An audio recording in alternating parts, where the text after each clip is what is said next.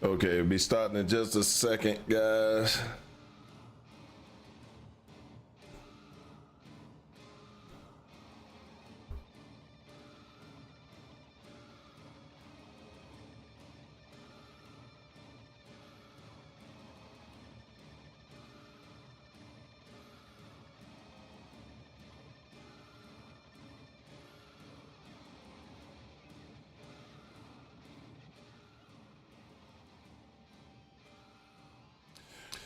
Welcome to the party. It's your boy Valentin. We're back again for another day of Path of Exile. How y'all doing today? How y'all doing?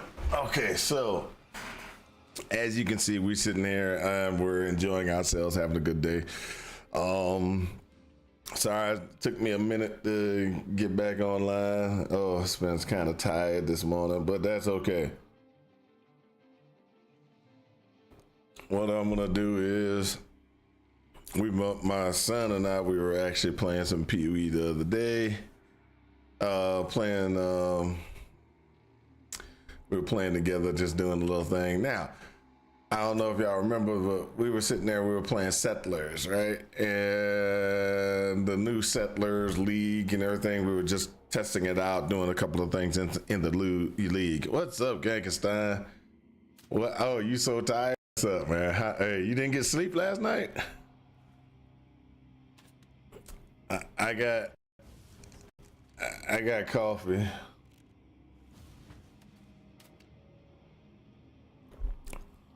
It's gonna keep me alive for a little bit.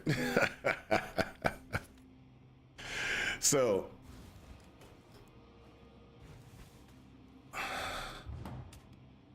we were sitting there and we were messing around last night, the other day, with this build. And we were just sitting there just kind of figuring out exactly what was going on with this build. There are some things that make the build functional. It's not necessarily the best. All right, the reason why I'm saying that is because it does work, but it doesn't work the way I want it to. Not on a regular basis. Let's put it like that. So let me show you what I'm talking about. So this is the last time that we played. Last time that we played, I had not gotten the gloves. I was not doing it, and everything like that. Last time y'all saw it, I gotten the glove. I didn't get the gloves yet, but I had the gloves now. Let me go ahead and show you why this is. Uh-oh.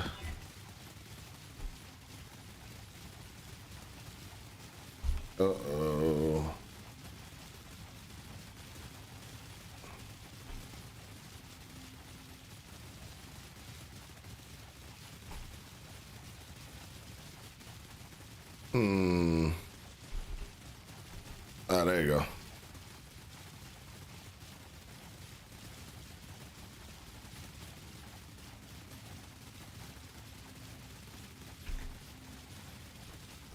Okay, so where my problem is actually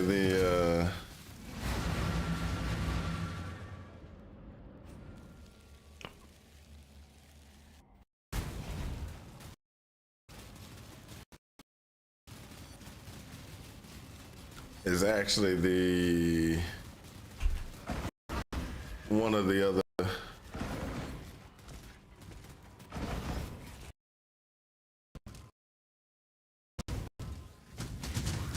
So it works, but it works not to my liking.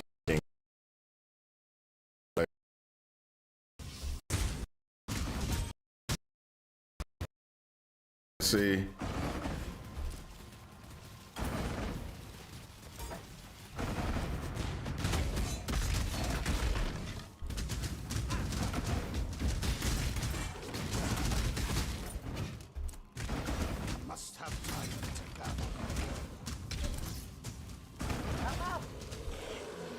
I have to make some changes to get it to functional, more functional.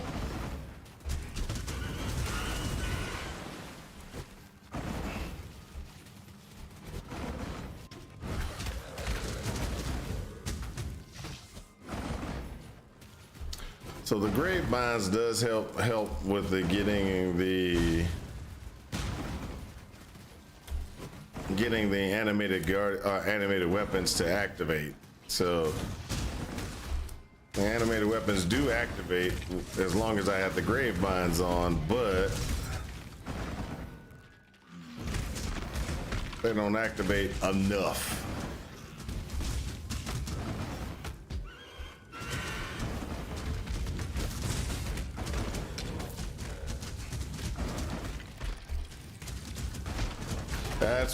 That's where my issue is right now. See, I only got 2 animated weapons up and running.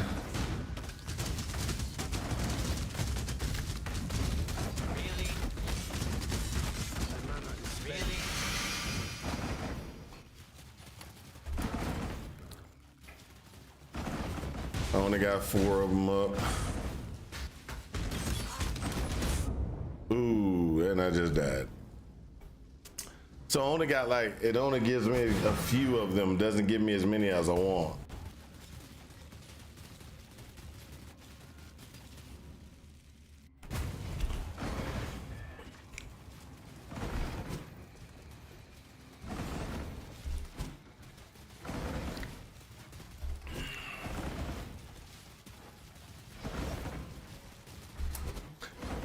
I was hoping that I would get a larger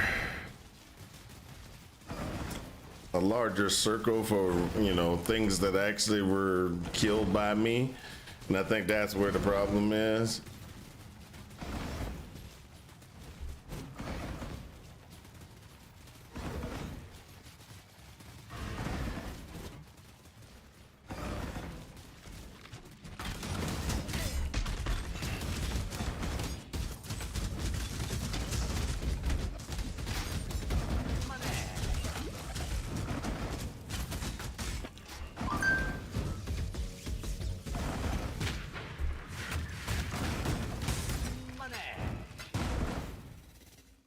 See, like right now, I got six of them out.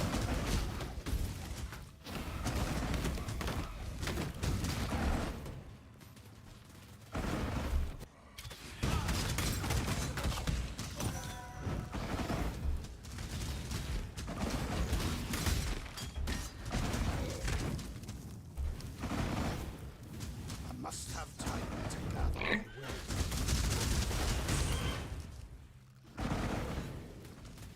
4 of them are out.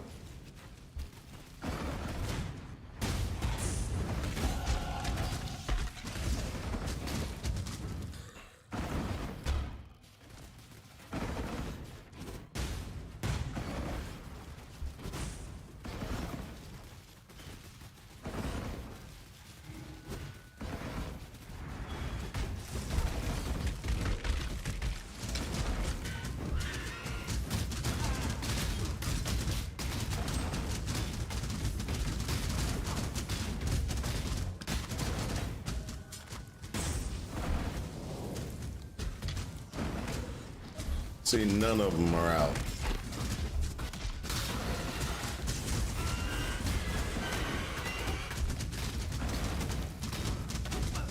Really?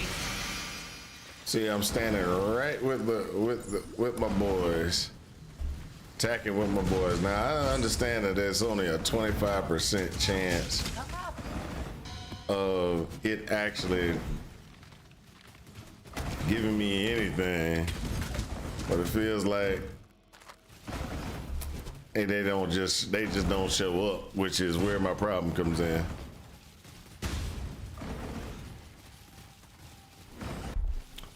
Why even have the weapon if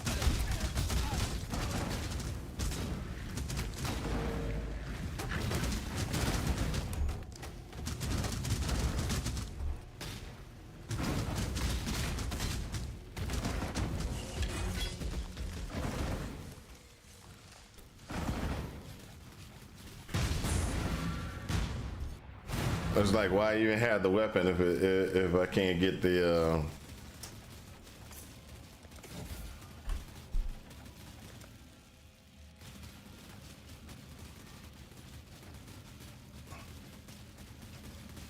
There's another 6 there.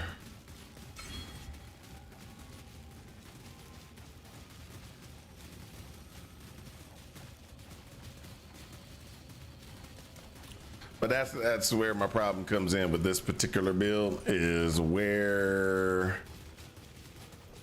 am I getting anything? I'm not really getting anything from the character build. Good experiment, works out. So let me explain what I did. As you can see here, I was like, oh, let's do the this. There's 25% chance to trigger a level 20 animate weapon on kill. So that means 1 in 4 chance. There's a 1 in 4 chance that I kill, that when I kill things, it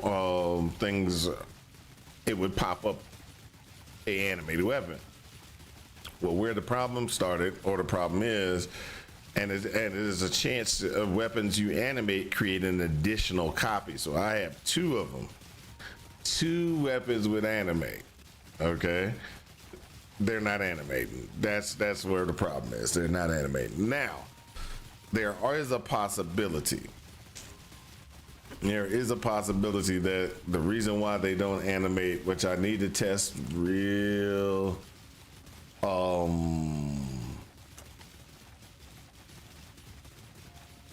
is I need to test to verify that it's because the weapons, and let's test that out real quick before I call this a failure.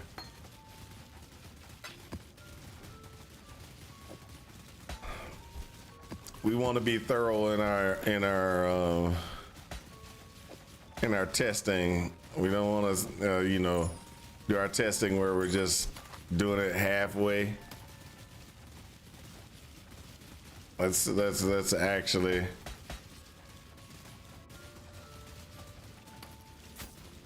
look at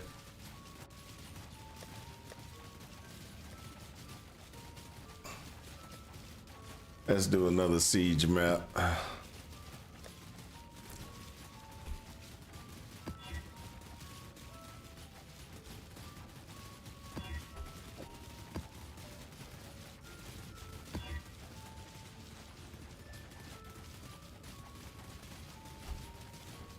That'll work. So what I'm doing is we're going back in and we have adjusted, what was it?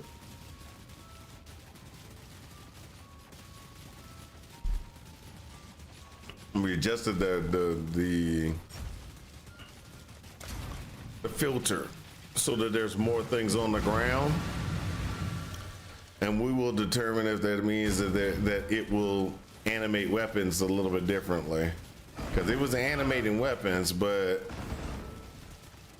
is it only was there an issue with weapon generation? Because the filter doesn't show anything on the ground.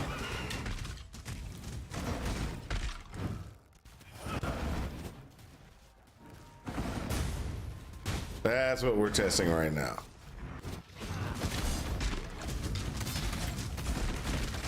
So I went back to the default filter.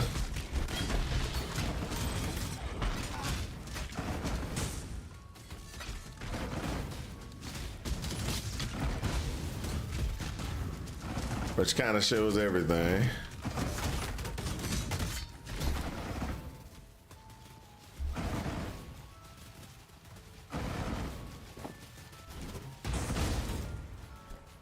Six.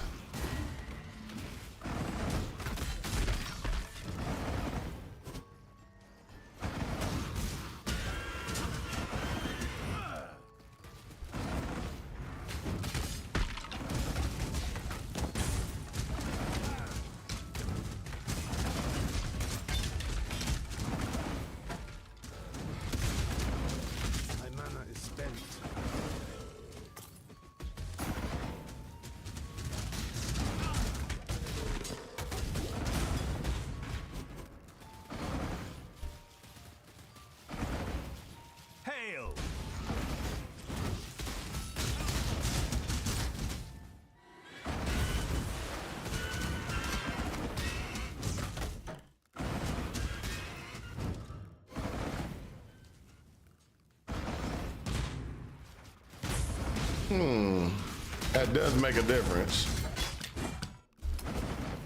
It does make a difference. I do get more weapons, but it doesn't necessarily,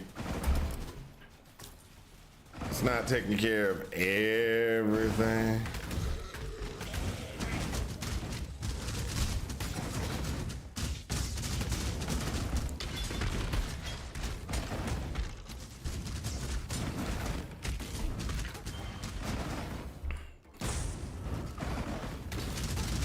I am seeing more weapons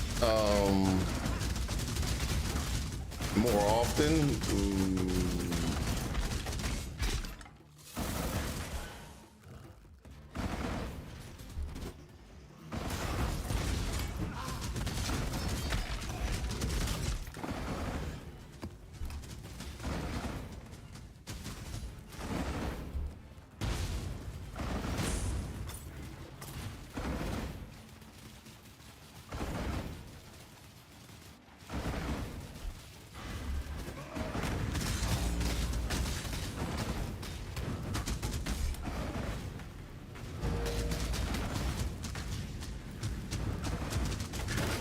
Must have time to gather my will.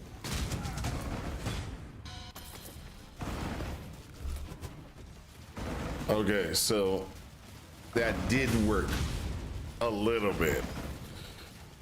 Still don't think that it's a viable thing.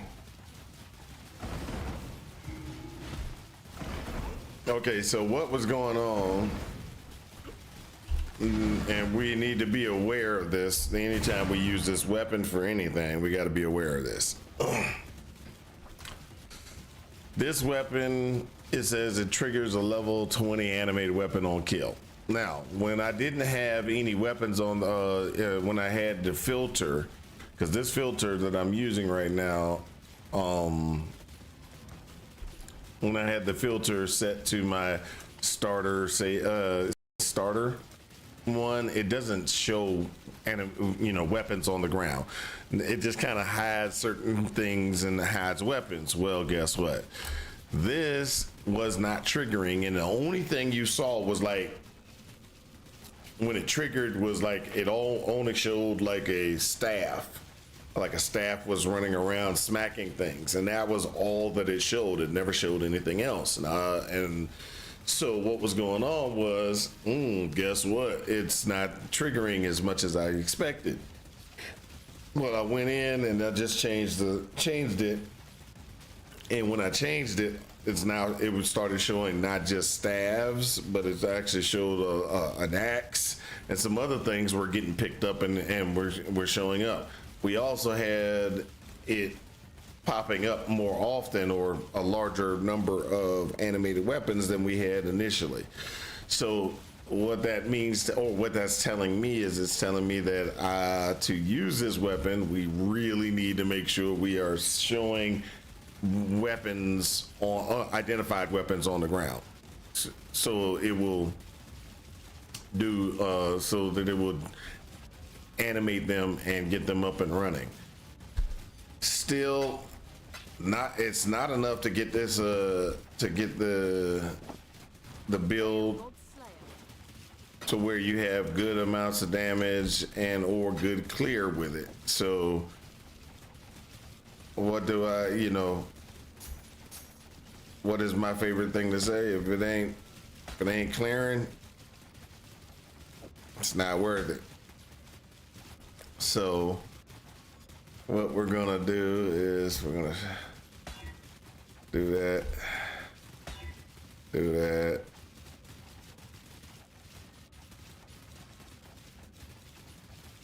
Yeah, that worked.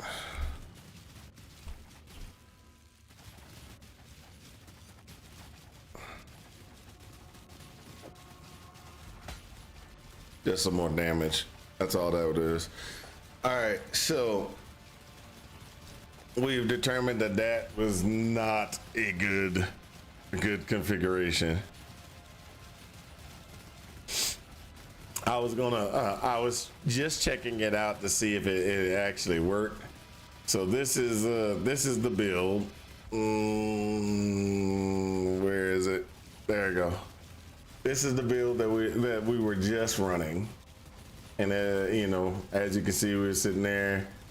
We got some, you know, it's okay, not that great. We're gonna add a little bit more health because we needed it. We're gonna add a little more health because we needed it. Go over, grab some health, get down to here. We're gonna take that node. And then also we were gonna sit there and we were gonna try to get that.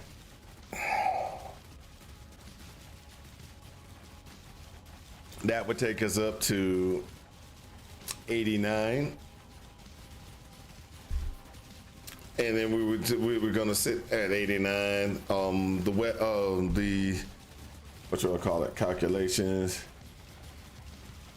Minion damage is about 489 was what we were looking at. It's not mediocre, it's okay amount. You would need to get more from your gear and stuff. Like this is actually me pulling it in directly. So this is what I'm running this directly. I didn't fill up any of the nodes or anything like that, but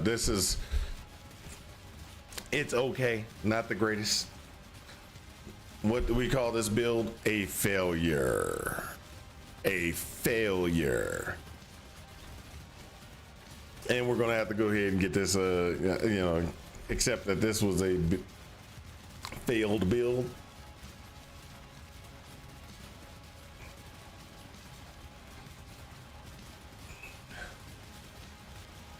So y'all remember my glacial hammer warden I was sitting there wanting to do, right? I'm still wanting to do the glacial hammer warrior.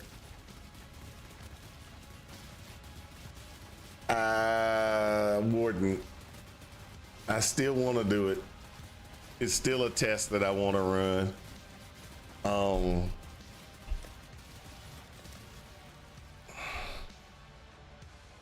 I don't think I'll do the necro settlers. You know, did I have a warden? Did I do the warden over here? I didn't. So who's playing what? Actually, that would be also a determining factor on where I do it. Because this is the regular Settlers League. Is anybody playing the regular Settlers League anymore? Or is it everybody all in the Necro League?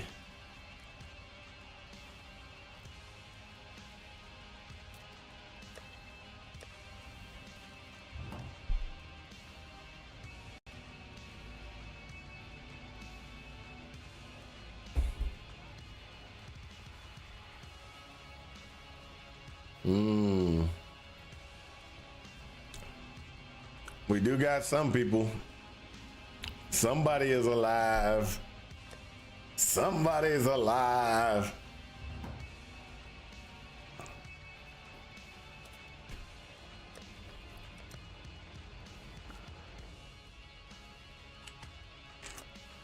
Necro Settlers. I'm gonna go to the Necro Settler League and see exactly.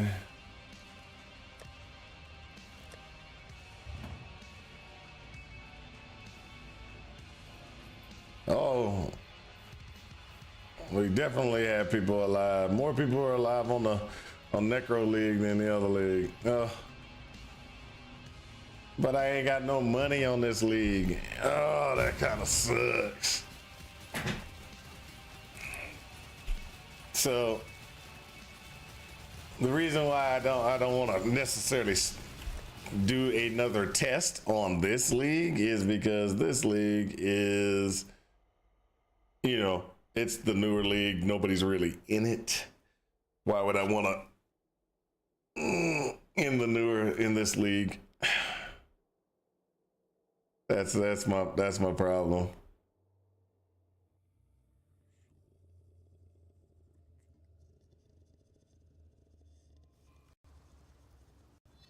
So thank you for following, Nias.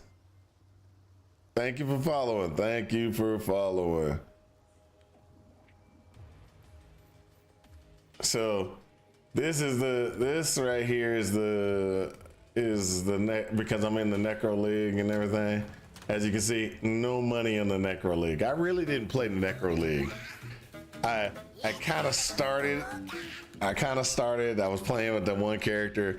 Then pretty much I stopped playing for a while because of things going on at the house and everything like that. So I had to stop. My job was actually, my job was kicking my buttocks as well.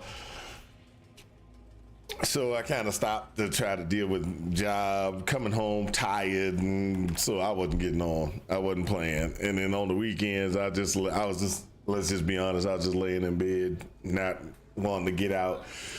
That could also have been, let's just be honest, that could have been also a little bit depression. Not saying it was, but it could have been a little bit, because stress related.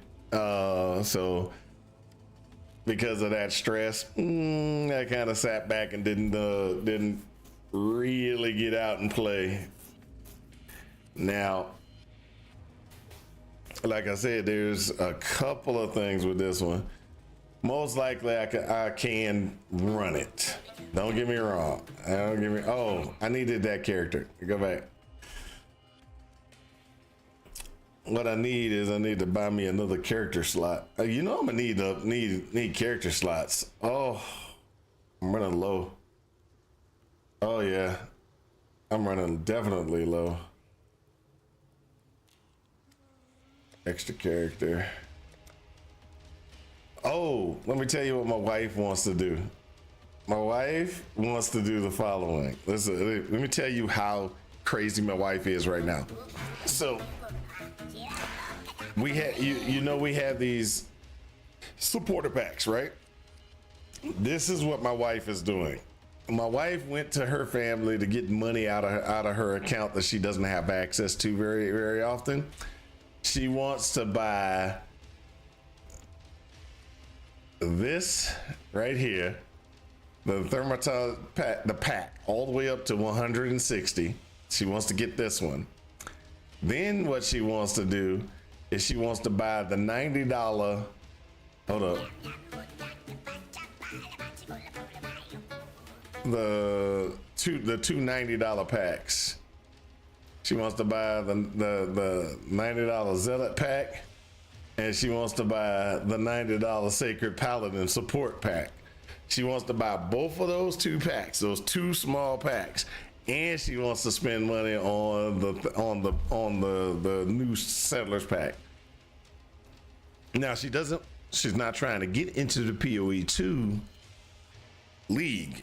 Actually, she's not trying to get into the early access. She just wants those items. And so what happens is I tell her no all the time. So she went to get money out of her account, and she wants this. She wants me to buy this one and that one. And if I buy those things for her, she's going to give me the money for this one. She's gonna give me $480 so she can get the 160 plus the 90 and 90.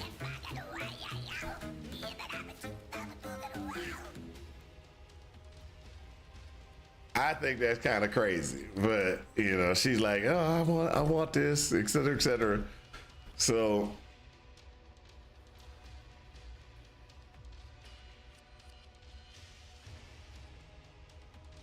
hold up.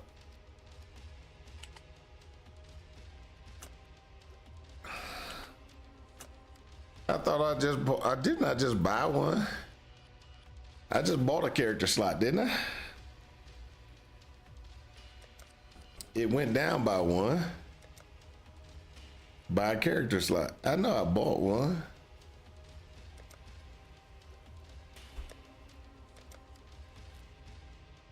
I should have.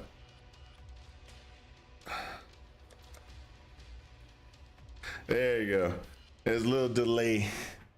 A little delay. All right, so with this new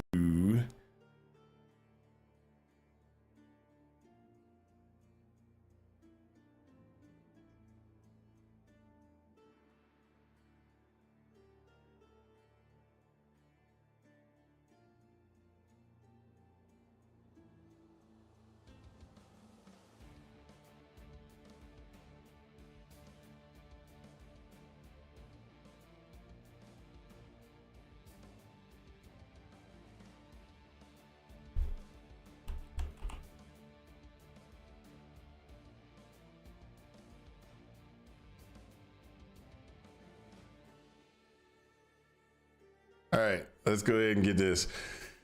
So what we're gonna do is we're gonna go ahead and do the warden. Now, I have no idea if this will work. Stole the bounty of others.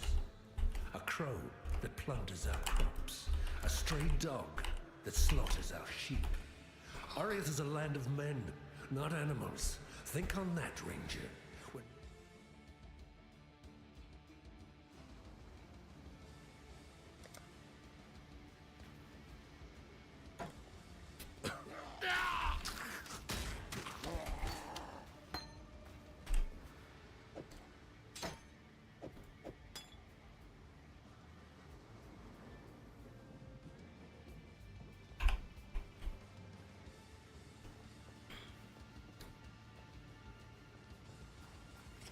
So with that being, let's just be honest. What we're gonna be running in POE2 is I'm going the Infernalist, and the reason why I'm going the Infernalist is I think the Infernalist is going to be the route I want to take. Will I be able to get it to function? It's a possibility. Some of the things about the Infernalist, there are some really good things about the Infernalist I like.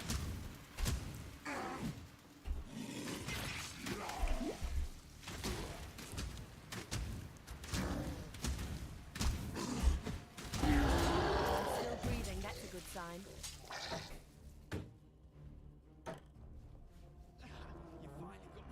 So some of the things that I really like about the Infernalist, and I like the demon form, which I got some issues with the demon form. Okay, so this is where a lot of people and I differ about this situation.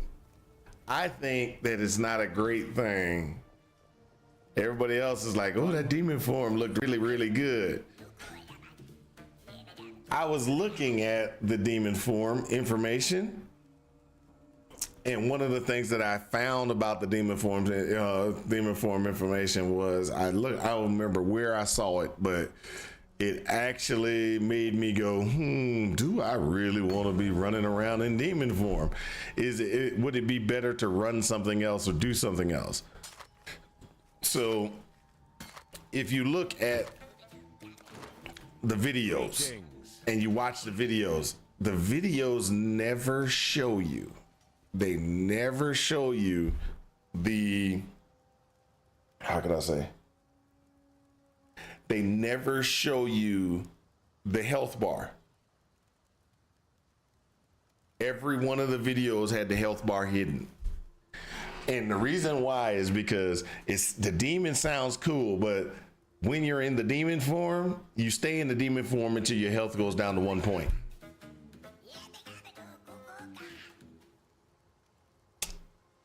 You get it? Demon form's awesome, but it's not.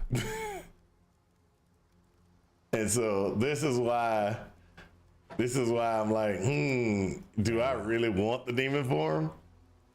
Because when you're looking at it and you're looking at the video and everything like that, you're like, oh, the demon form is awesome. That thing looks so cool, so awesome. And then then you're sitting there and you're like, oh, the demon form is so awesome. And then you're like, I don't know about that.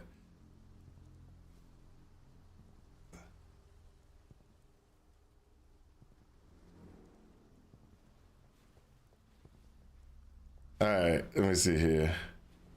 See if I can. So you're sitting there and they were talking about the different ones. I just want to show y'all what I'm talking about.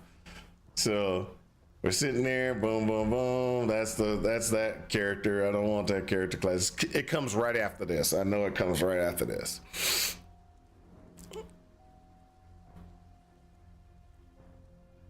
Now they only show certain nodes, right? Okay, so this is one of the things that they're showing you. They're like, hey, guess what? You know, you get the Hellhound, the summon. Okay, so you get the summon Infernal Hound, right?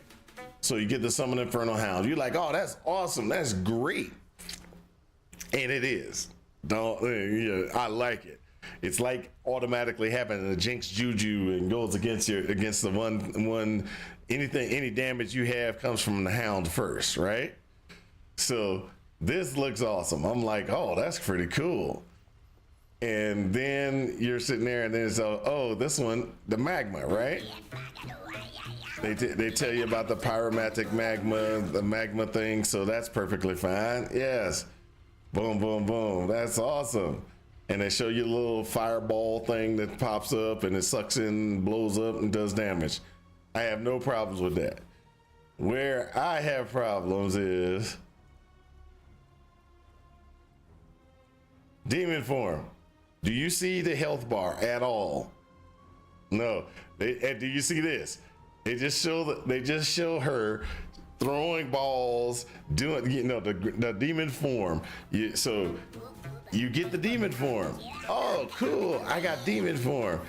It don't tell you anything. It don't say anything. They don't show the health bar. They don't show anything. And I don't know what web page or where web page I saw it from, but there was maybe it was POEDB.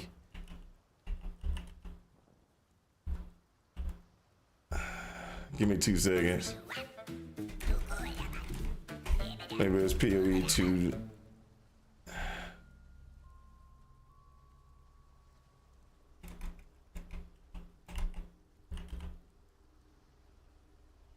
POE2DB.tw.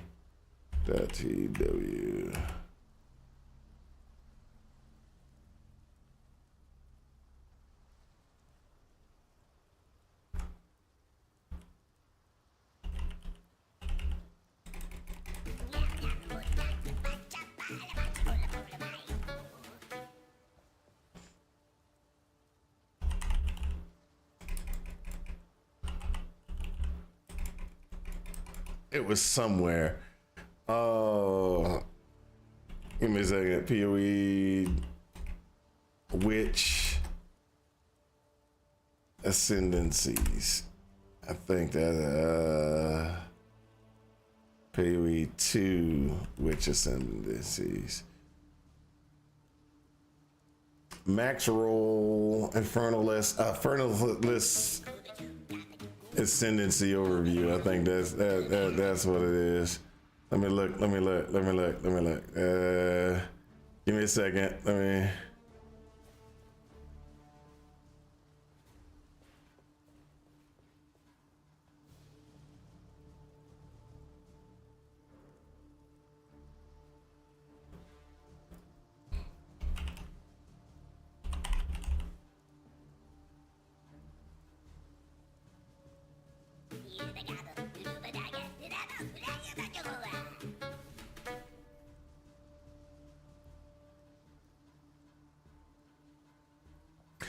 Here you go. Let me show y'all what I was talking about.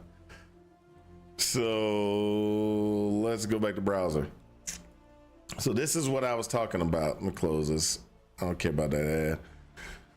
So they don't say anything about it in the video. They don't say anything and show you anything in the video. Demonic possession transforms a player into a powerful demonic form, significantly increasing cast speed and damage. However, this transformation comes at a cost, as the player will suffer increasing damage over time. Once your life reaches 1, the transformation ends and the skill goes on cooldown. Managing this trade-off between power and risk is crucial for successful demon possession builds. That is huge to me. That's huge to me. Because what that means is I'm gonna just start taking damage. As soon as I go into that form, I'm gonna start taking damage, and it's gonna escalate. So it's changed my thought process it's changed my thought process on if I really want to go ahead and go into that particular part of the tree. Still get the Hellhound, or still get the Infernal Hound, still get the Pyromatic Pack,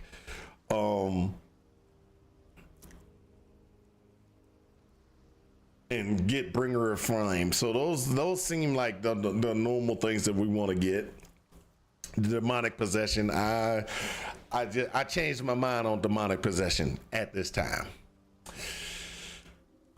because I'm gonna, managing that's gonna be a problem. If I can't kill everything on the screen and not move forward for a minute, that could get me killed. Let's just be honest, that could get me killed.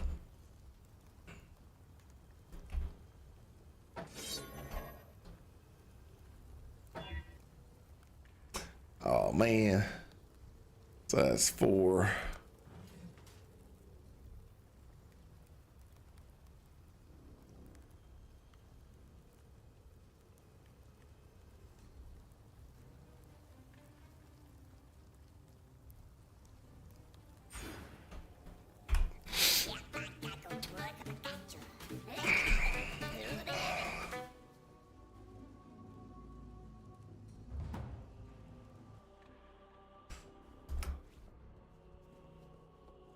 But all in all, that's where we are with that one. I'm like, don't know if I really want that. So Glacial Hammer, we want that.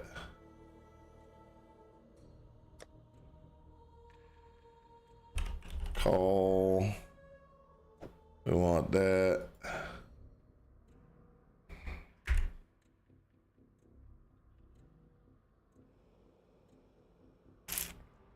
When we get to 18, we'll get Cold to Fire, but at that time, we're gonna go ahead and just say Ruthless. So there we go. Those are gonna be the ones that we want there.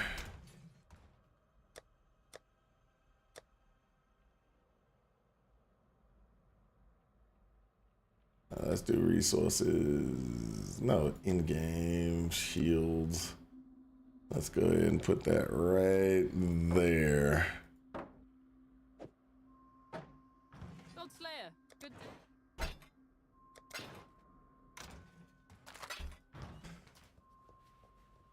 Okay, there we go. Let's go. Let's go. Did I get Split Arrow? I think I did. Okay, so Split Arrow is what we're gonna run until we can get to 4. Then when we get to 4, we'll switch out and we'll go to more of a combat thing. Ooh, hold up. I need to make sure I get a heavy belt. Or some type of belt. Let's see if we got any in-game. This is terrible. This is terrible. Yeah, we gotta go here. Purchase. No belts. Take care. What I was looking for was just a belt to be able to be used. All right. So currently,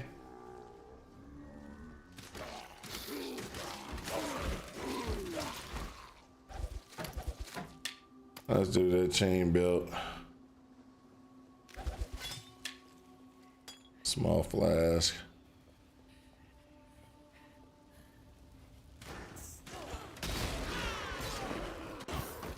My mana is gone.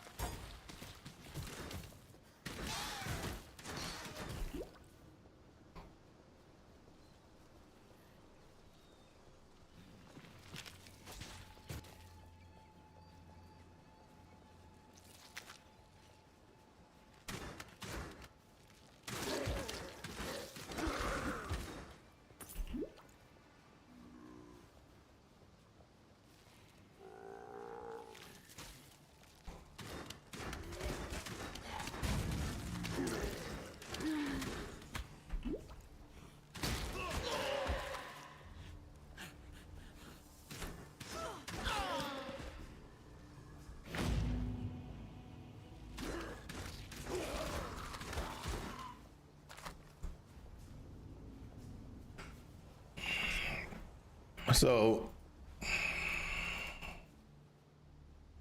this is where we got some questions on capabilities. Now, like I was saying, there are some things that I'm still going to do Infernalist because I think the Infernalist synergizes very well with like summon raging spirits and some of the other things that we could possibly generate.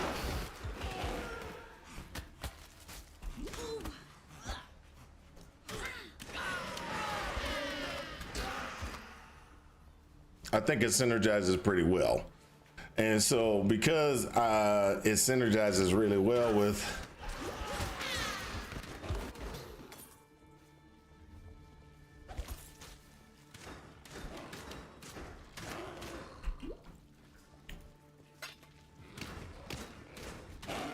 that's what I'm in POE2, that's what I'm running. The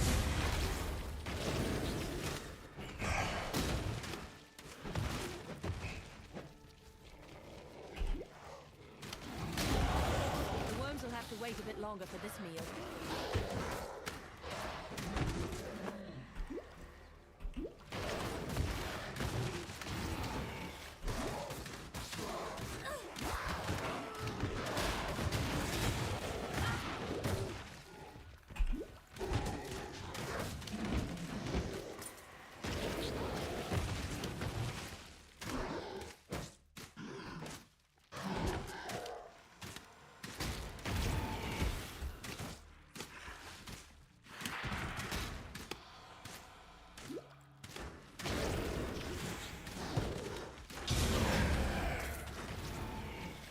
My mana is gone.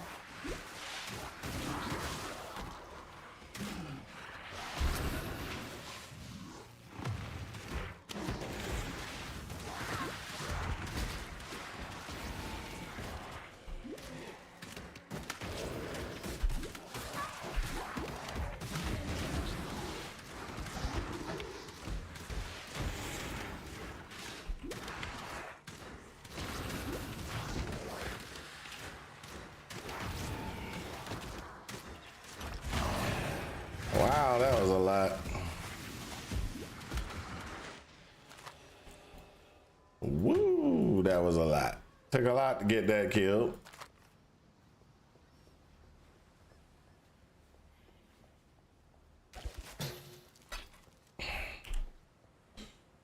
Now that's one thing that I think is going to be very good about POE2. They're dropping more currency, which is a good thing to me. I believe dropping more currency is a better thing. And the reason why I say dropping more currency is a better thing is that gives us more chances to be able to modify gear. So what I mean by that is we can sit there and we can add the modifiers on the gear a lot easier, crafting pieces of gear, because one of the problems I've always had with POE1 was the ability for us to be able to craft gear.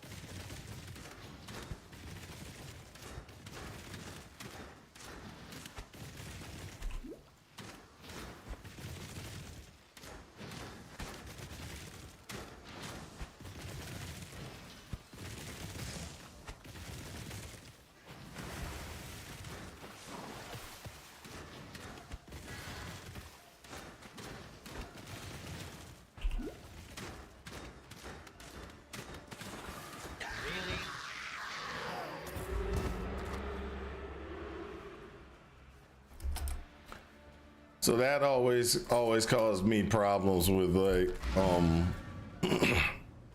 when it came down to using currency in POE1. Why use currency in POE1? You use currency and you were burning up you're burning up currency that you possibly could use. Then by the time you actually get to a point where you're like, oh yeah, this will be okay.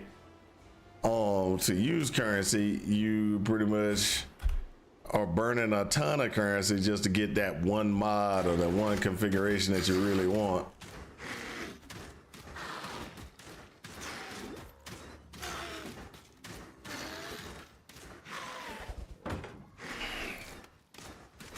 I don't like this one. I'm going back out. Give me a new one. Hey, dude was just, he had so many hit points. I just didn't like it.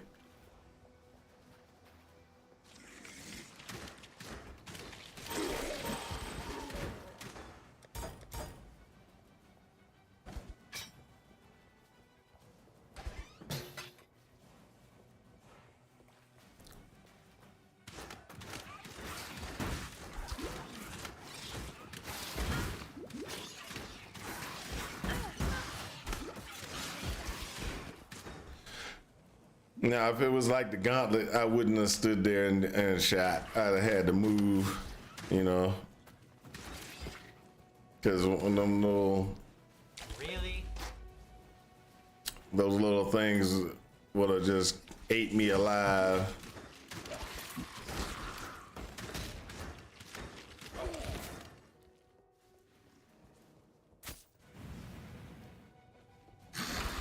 Oh, that's a meat sack again. Oh, I hate them meat sacks.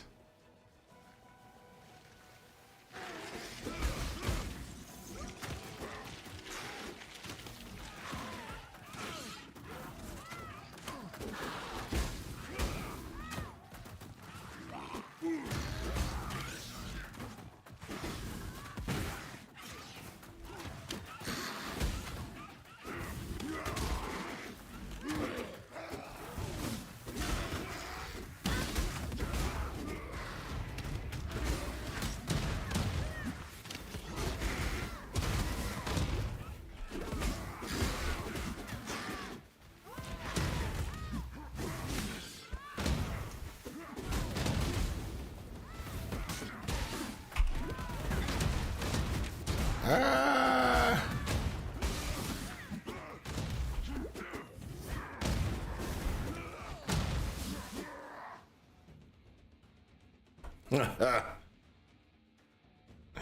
That so sucks. If I was playing hardcore, that would have just been even worse.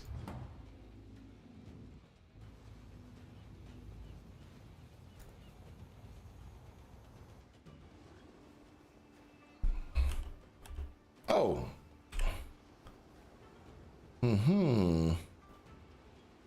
Actually, I can put this in.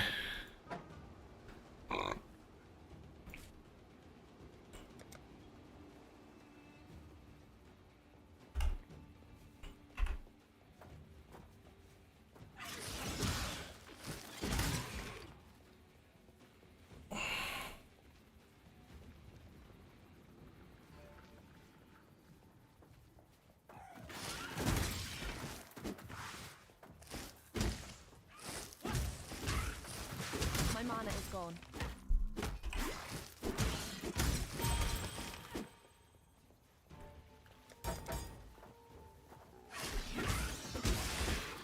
Really?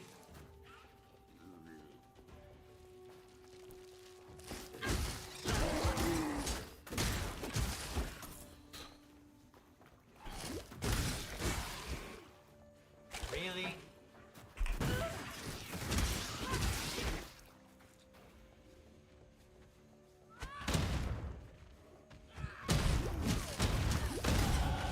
Pain brings strength. That's nature for you. That's right, baby. Pain brings strength. All right.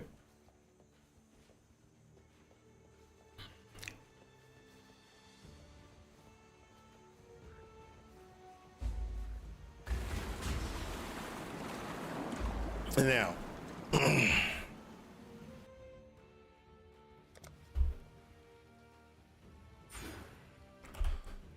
Will I be able to survive in the world that I've put myself into?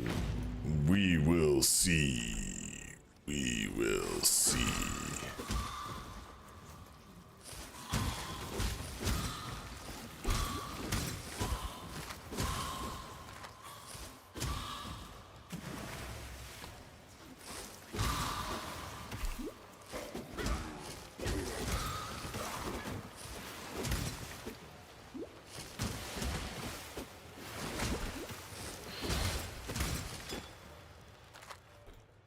Look at that.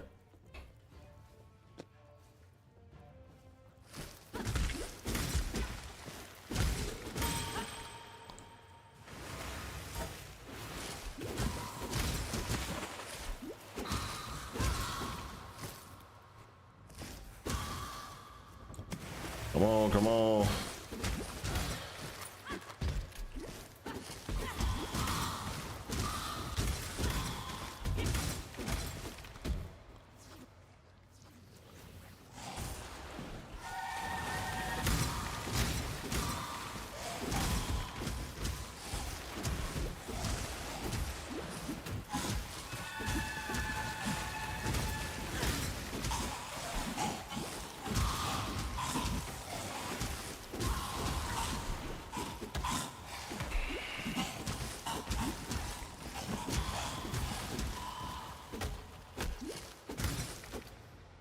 Ah!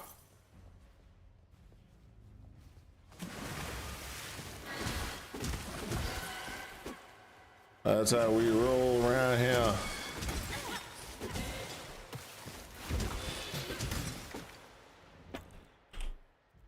Medium, medium, put that in place there. My mana is gone.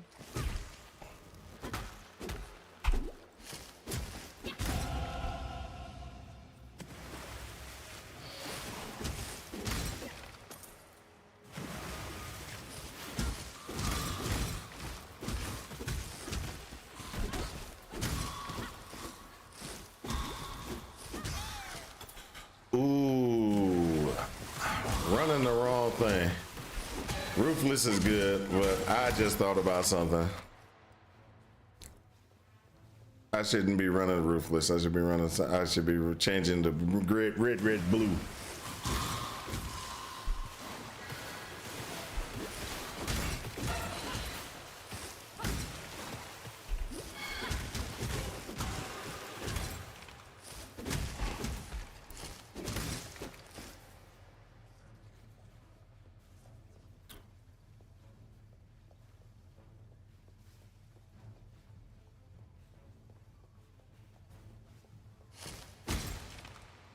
And let me do that.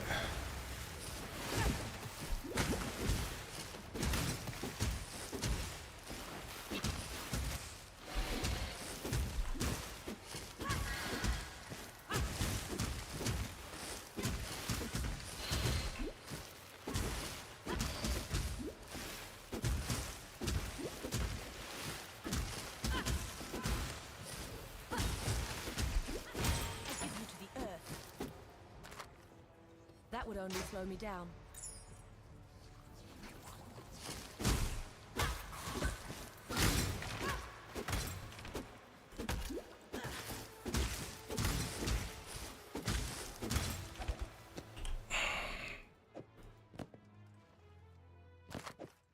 Throw that on, drop that, pick this one up. That, there. Let's go, let's go.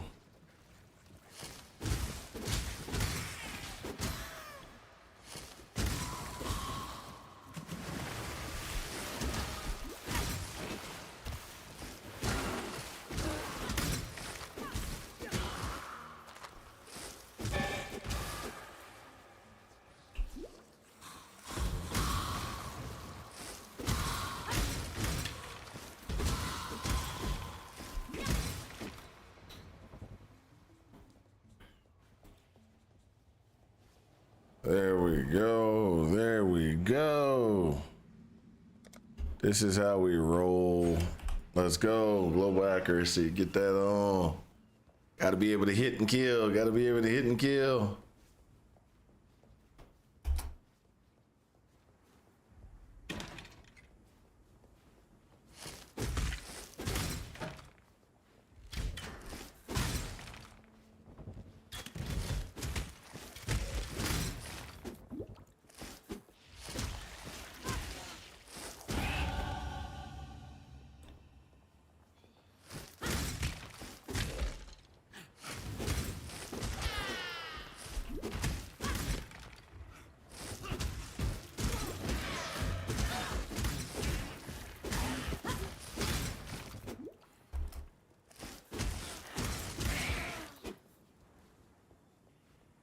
So we are sitting at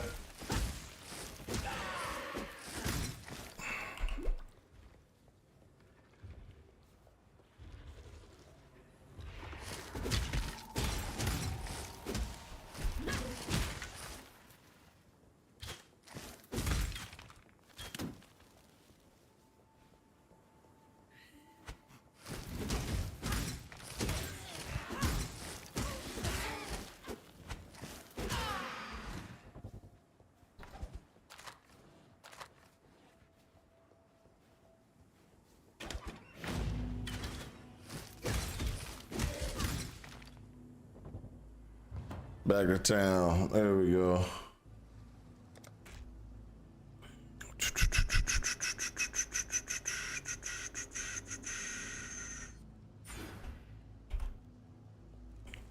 All right.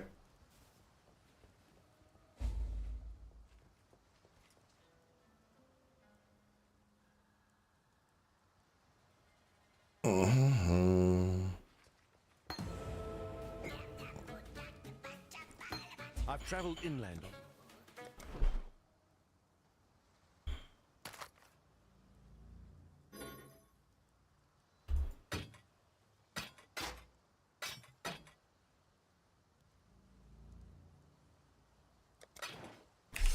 All right. Oh, that was the wrong one. Sell this. Welcome. Sell that.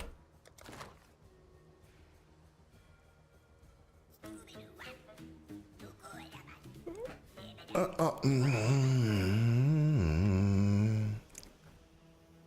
right. Now what I need to do is I need to purchase and I need to get myself a better one of these. This one requires strength. Aha, which I don't have. But it's one of those ones that I think will be pretty nice for strength. Let's go ahead and do that. Farewell. I would return soon. I don't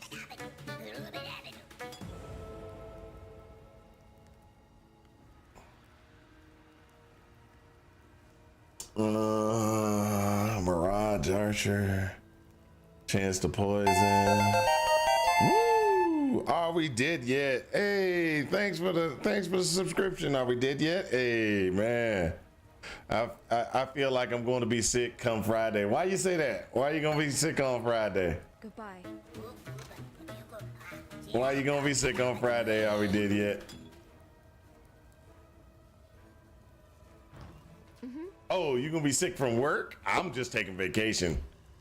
If you saying you're just gonna be sick because you wanna tell the job. While we live. Early access cough. Hey, I got vacation. Hey, look. I ain't even gonna deny. I was talking to my boss. My boss was like, I was talking to somebody else, and I told my boss, I was like, yep, it's coming out, blah blah blah, and everything like that. And my boss looked at me and he said, you taking vacation? I was like, yep, you know it. I'm taking vacation. His statement was, hey, since you're going to be on vacation, let's make sure nobody's got anything outstanding. There's no difference between vacation and sick days. For me, there is. For me, there is. I have sick days, and then I have vacation days.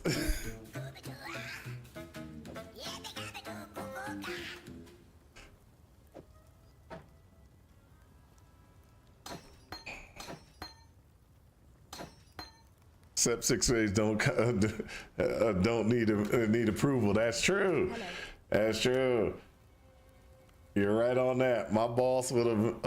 I'm not gonna deny. My boss would have been like, "Look, I could have told him. I was like, look, I ain't coming into work. I'm not coming into work."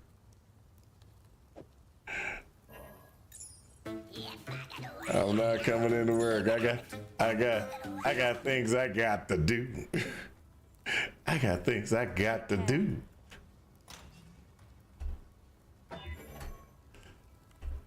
There'd have been no questions about it.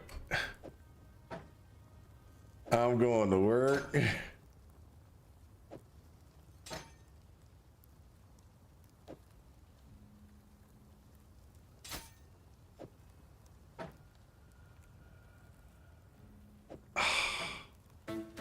Let me do this. Strip it.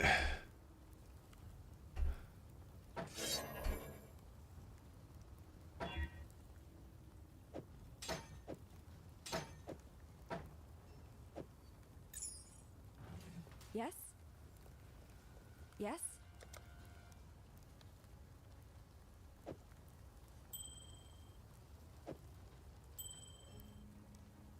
Take care. Okay, hold up. You going hardcore? No, might as well. There's no league, so if you die, you end up right where you are. Everyone else is. I'm still playing Settlers. But you're right. I thought about starting this character as a hardcore Settlers just because. But this is also another experimental character. This is one of those ones that I wanted to test out and just to see if it'll work. And we'll see if it functions. So my problem with this character, just so you know, hardcore early access. No, not doing it. Not doing it.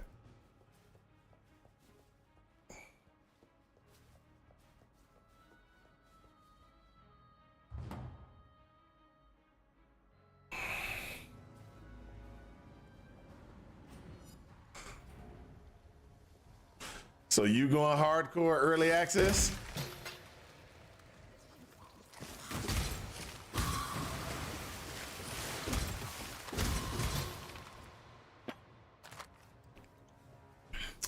I'm sorry. The game's supposed to be harder than normal, and you expect me to play hardcore? Please, that ain't happening. So you figured out what you're gonna play? Are we dead yet? I'm contemplating max block, dual wielding, two-hander, warrior, crossbow, and shield. Say what? You gonna try to do a crossbow and a shield?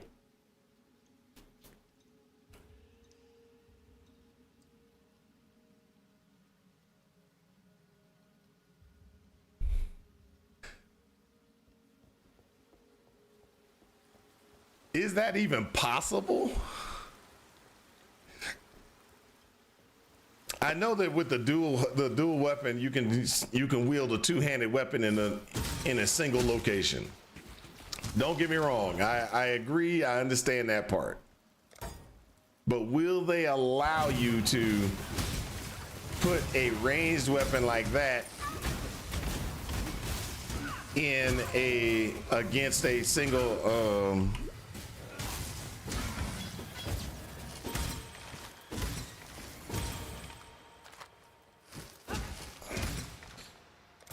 That's my question. Will they? Yeah, they can dual wield two-handers, but does that mean that they can take a ranged weapon and put it with the other one? I don't know about that, dude.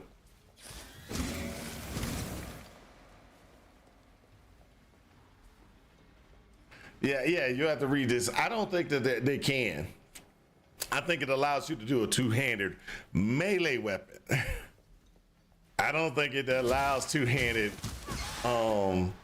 two-handed ranged weapons to become, because there has to be a limit. There has to be a limit because you think about it. If they allow two-handed ranged weapons, then I can use two bows, and you know, even though it's a bow. You see what I'm saying? I don't think that that's a actual possibility.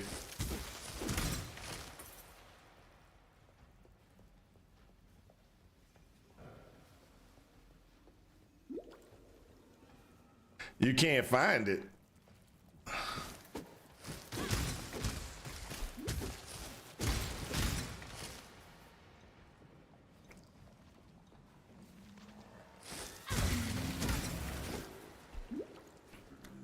Hold up a second, I'll find it for you, because I remember seeing there are certain websites that have good information, other ones that don't. Give me a second, let me see if I can find it real quick. And then we'll go back to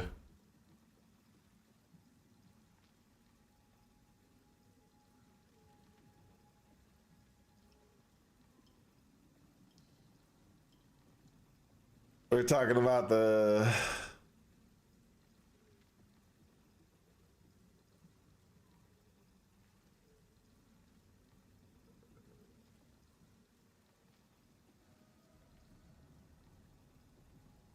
all right. Give me a second, give me a second.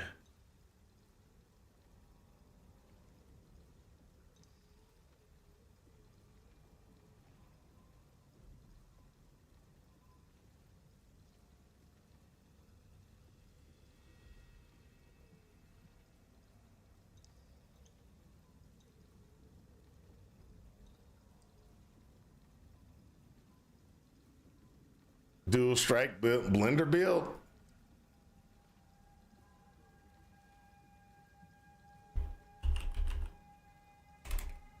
Do they even have dual strike in the new game?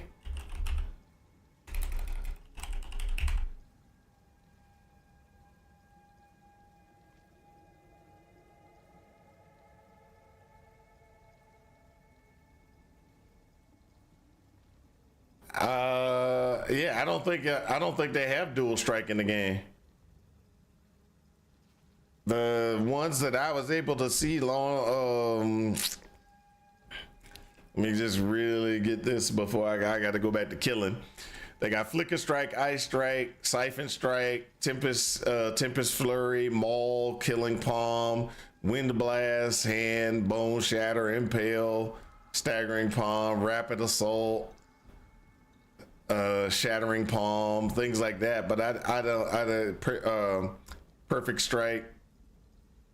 I don't see a I don't see that. I don't see dual strike as a capability, but you know, that doesn't mean that they don't have cool powers to use. I'm just saying that I don't see dual strike itself. All right, so let's get back to not dying. Oh, hold up. I totally missed that. I was wondering why I was having some issues there.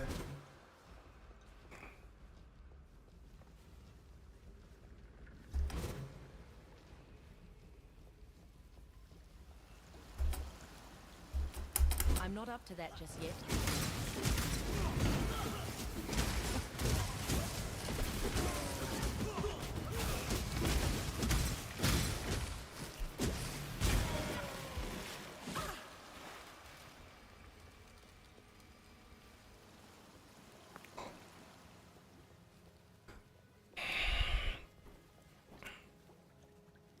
The huge information dump before early access. Yeah, dude, it's trickling. It's trickling in. And that can be a good thing and a bad thing at the same time.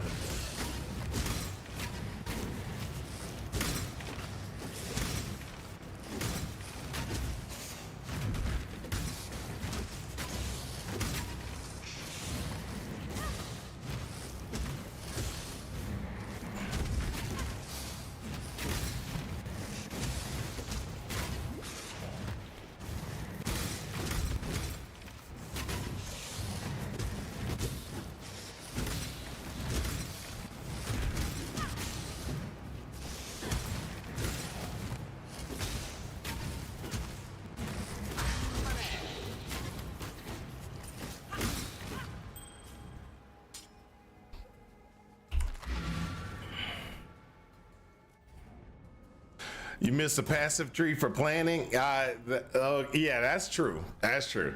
The passive tree for planning is definitely a big thing, especially if you're trying to get anywhere in this game. But it's kind of a good thing and a bad thing because it's going to be like a bunch of people struggling. There's going to be a bunch of people struggling.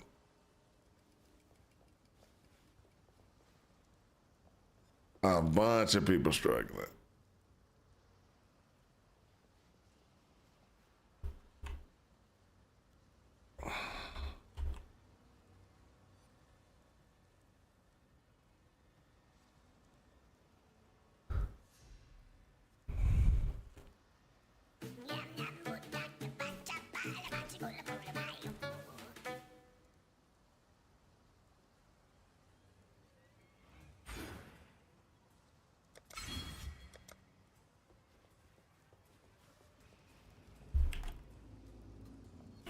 I'm wondering,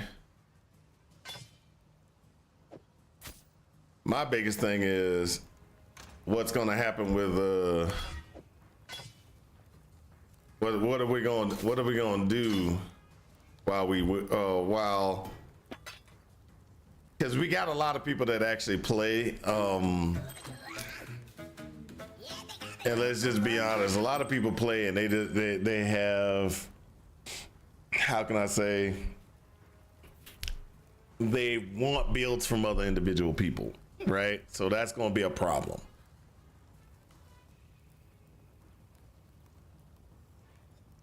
It's not Diablo like.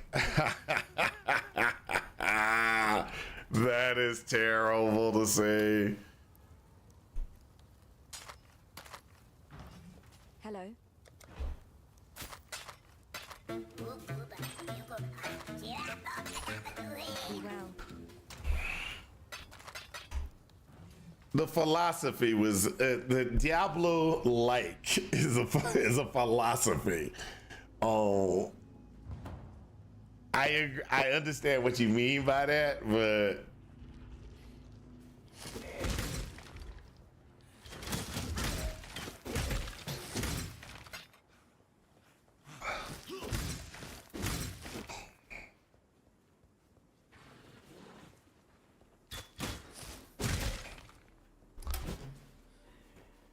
I'm not up to that just yet.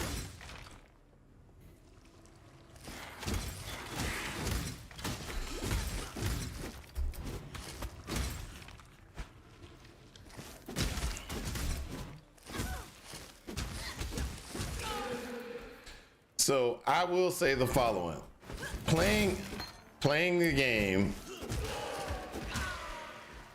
playing a game that's way too easy does not appeal to me. Okay, but making it impossibly hard is worse. That's just the way I look at it. So by them doing their thing, they were causing a lot of problems.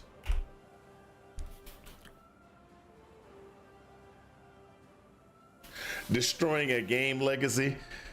I don't know, man. And look, I like Diablo 3. I'm sorry, Diablo 4. There are some issues with it that just don't work for me.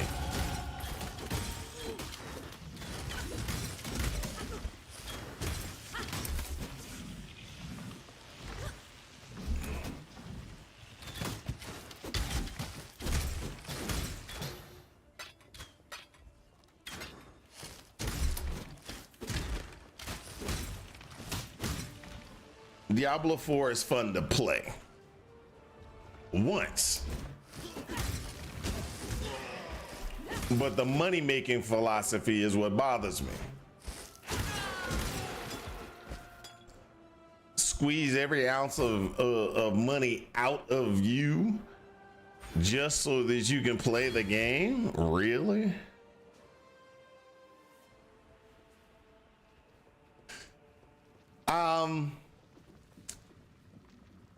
I will say the following. I enjoyed Diablo 4. I bought it because I'm a Diablo fan. I bought Diablo because I'm a Diablo fan. Even though there was problems with Diablo, I'm a Diablo fan. I will always be a Diablo fan. Now, will I spend money on Diablo? No. I'm done with the money grab part of Diablo. If you know, and the reason why I say that is this: they threw their money away. I don't think I threw my money away. I don't think I threw my money away. I enjoyed playing the game.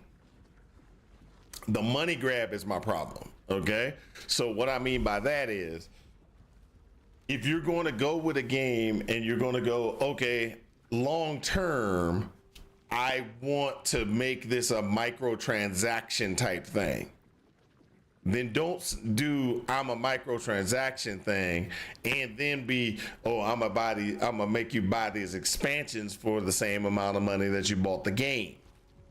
That doesn't work for me. It just that either you're a microtransaction game or you are a AAA studio game, which you pay for, which means that it's either one or the other. You can't have both. You can't have both because both doesn't work.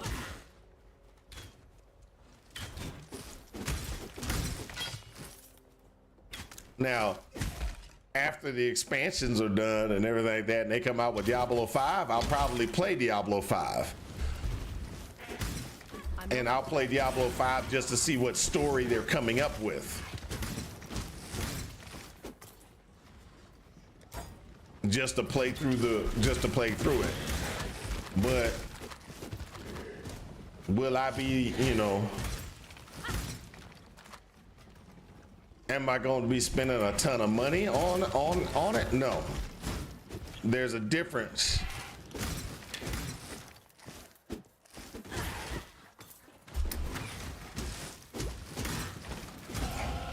the prey grows more fierce, so must the hunter.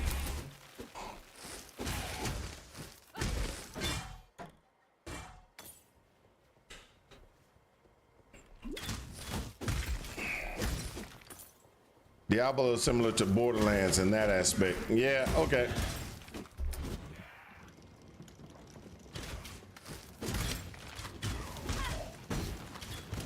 Like I said, a lot of people might like to say, hey, yeah, Diablo wasn't wasn't good. It was a good game. It's just a good game. No justice in a place There's no like long this. term for it. It's just a game to play. And as long as you look at it as I'm playing it and it's a game, I'm done, then you're golden. Then you're golden. There's nothing you can complain about. Which, yes, I can agree with that. That statement right there is a truthful statement. Like the expansion, I ain't picking up the expansion until the expansion is cheap, just so I can play through it. You bring that expansion down to a reasonable price, I'll be on it, just so I can play through that part of the storyline. If the storyline's different, I don't even know. Look, I don't even know the expansion is an extension of the storyline. I have not even looked at it because I was like, I'm not paying for it. So why would I even try to research and figure out if there's a new part of the storyline or anything like that, or is the expansion nothing but you get a new class and you get some other new gear and some other stuff like that.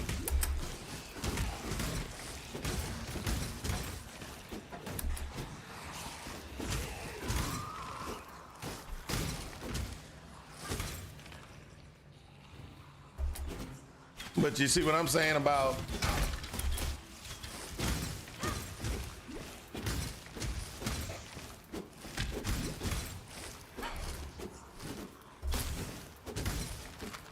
They have. I don't think like I don't agree with that. They have disappointed. I am not disappointed with Diablo. Just yet.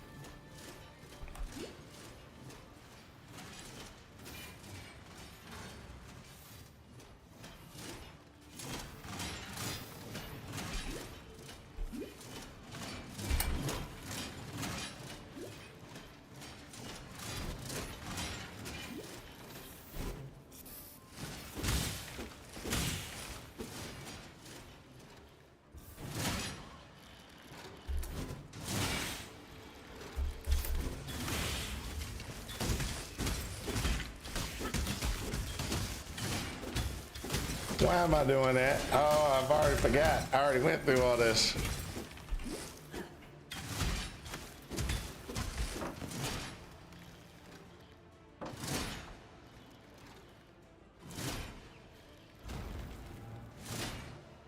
Don't need to go through all that again. I just spoiled rotten. I'm just spoiled rotten. 10 years of POE expansions and leagues set an extremely high bar that no other game devs are clearing yet. Disagree. There are games that are doing that type of thing, but like Last Epoch is doing a really good job of I'm giving you expansions, you don't have to pay for them. They went with Last Epoch went with the same type of model that POE is, which is I am going to be a microtransaction game where we get our money from the graphics and stuff like that that's built onto POE or built on the Last Epoch. You do not have to buy Last Epoch again. Diablo has the problem of it's Blizzard, and Blizzard is like, I'm going to get my money. Oh, we're in an ad. Give me a second. I'm gonna wait for everybody to get through this ad before I drop this astronomically high wisdom on everybody. I'm not up to that just yet.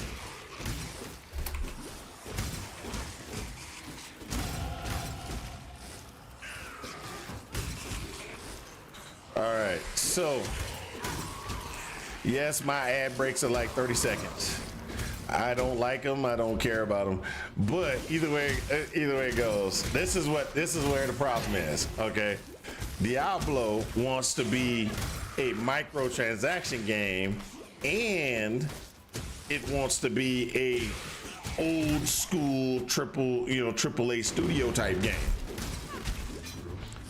I want you to pay that $60, $70, $60, $70 for the game, and I want to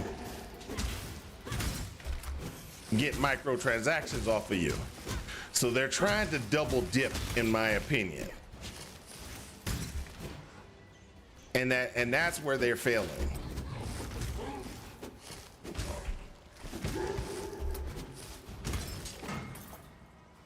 That's where they're failing. Their model is I'm gonna make money, and I'm gonna make money as many ways as I possibly can in the game.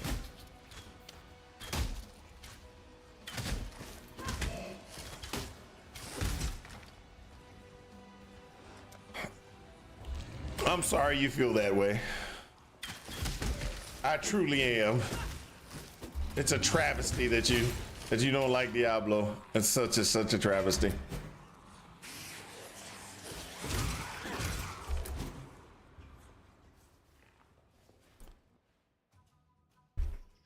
I'm all for another decade of POE2.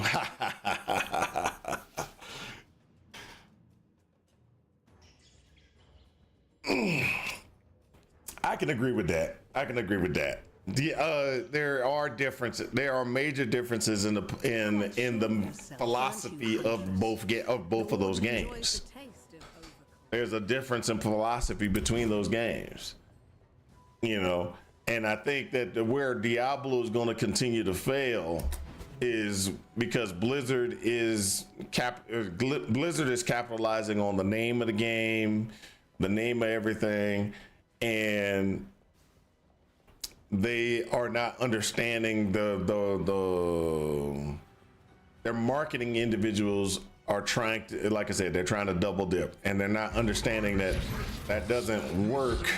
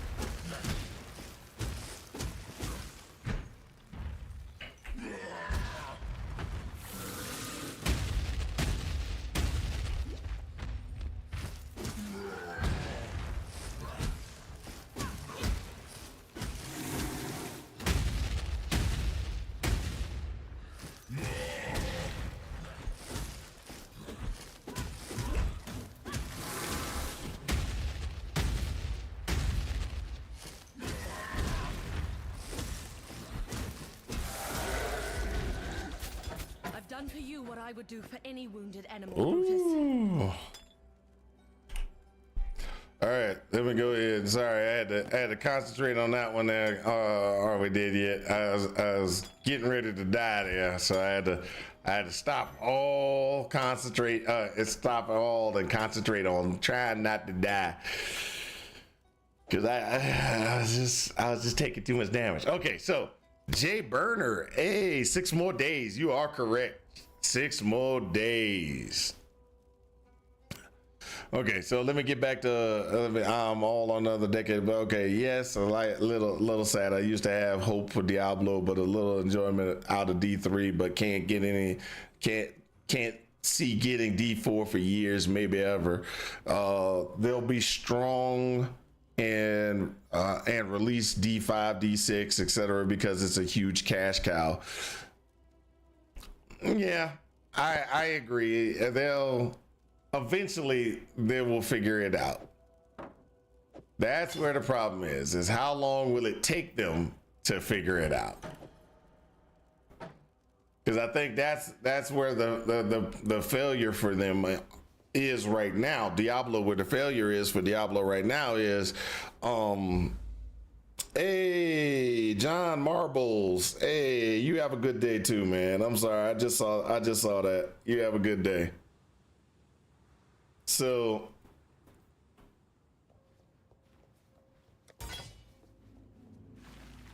that just FYI for those individuals, that John Marbles is a guy who was on YouTube.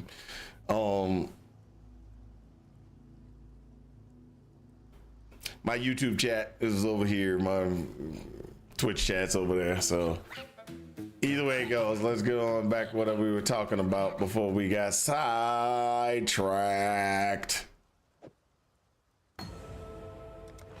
Let me get my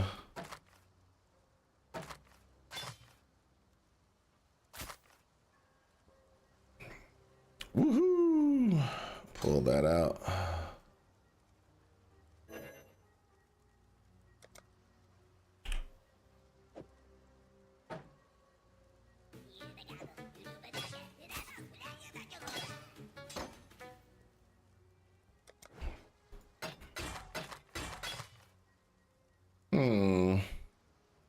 Let's keep that.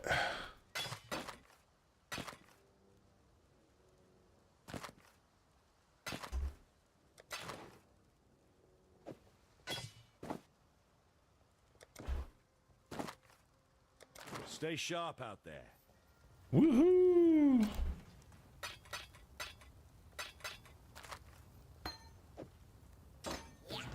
The sun.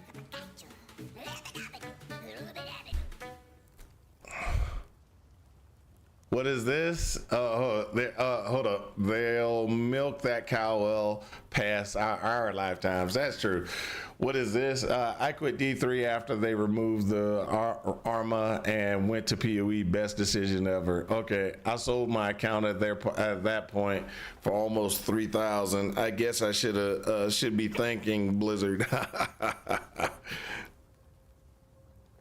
That's funny.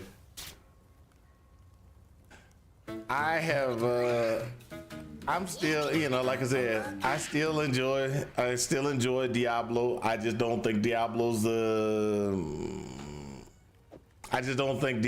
what it used to be. I play Diablo because it's Diablo. But should I be, am I expecting a lot from Diablo? No. Hello. I'm not expecting a lot from Diablo. I'm not expecting a lot from Diablo. I'm not expecting a lot from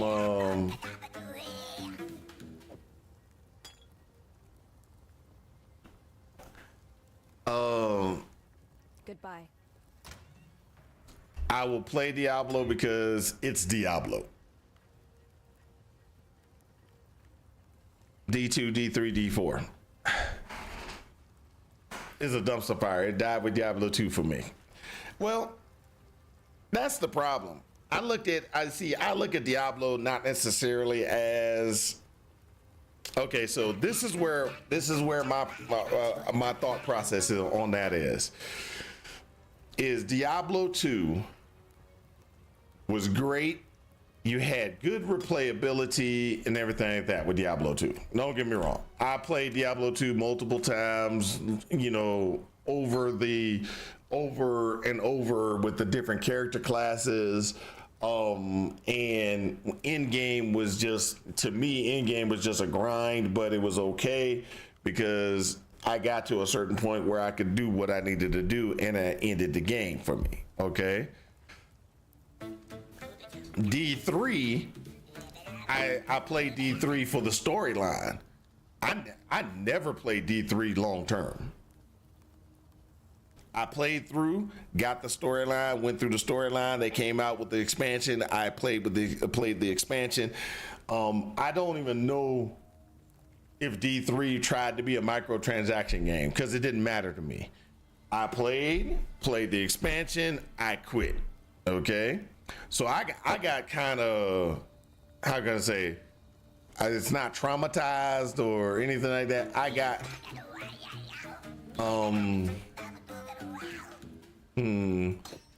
how's the best way to put it? I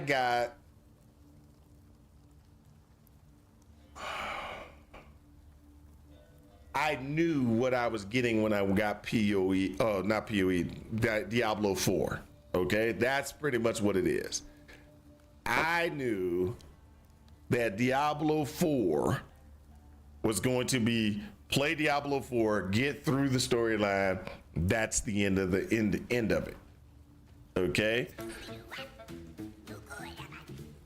Then they were like, "Hey, we're gonna be," Then when I started playing it, it was like, "Hold up, is Diablo 4 gonna be more like Diablo 4 gonna be more like POE?" Where it's going to be microtransactions, because they were like, hey, you can buy from the store and you can get all these different things, these MTX and stuff like that. And I'm like, hold up, is it going to be like POE? That might be awesome. There might be breaking from their standard model. And so I was like, okay, I looked at it. That didn't work. It didn't step away from their old standard model. Their old standard model was still in play. And that doesn't work for me. You can't run your old standard model of this is a AAA game, and then be like, okay, this is a AAA game, and we're just gonna we're gonna milk you for money.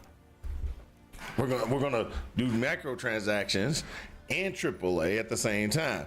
You either need to focus on one or the other. So if you focus on being a AAA game, and let's just look at it that way. Wow. If Diablo is going to focus on being a AAA game, they need to step away from this thought process in their head that they can do microtransactions and do that at the same time.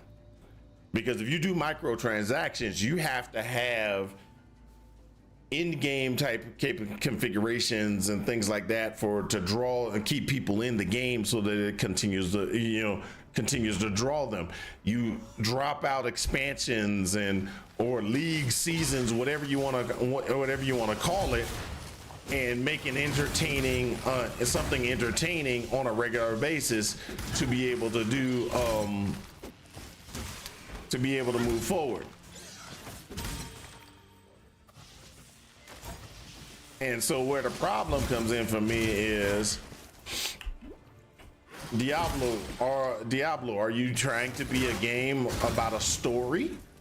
Or are you trying to be a game about microtransactions? That's why when I bought Diablo 4, I wasn't expecting to be like Diablo 4, I'm gonna be running all the seasons and stuff like that.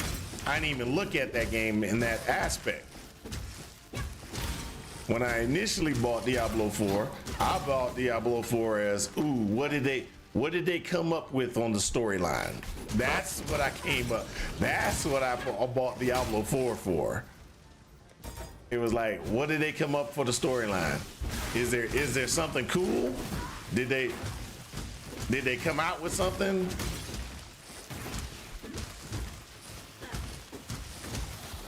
I understand that. Well, you can't have Diablo at every one. You see what I'm saying? I understand that, and I don't mind that. A lot of people were like, Diablo's not in Diablo. Well, that had nothing. That didn't bother me at all. That didn't bother me at all, because I'm looking for the story, see where they were going. You know, Deckard Cain had died, and you know what else is going on, et cetera, et cetera. That's how I looked at Diablo.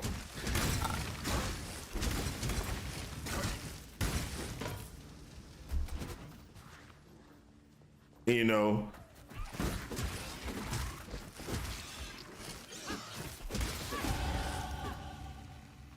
I'm sitting there looking at it from where they're taking the story. Then after I look at that from that point of view, where are you going next? What is going to happen next? You know, POE2 and POE is basically, I'm not up to that just yet.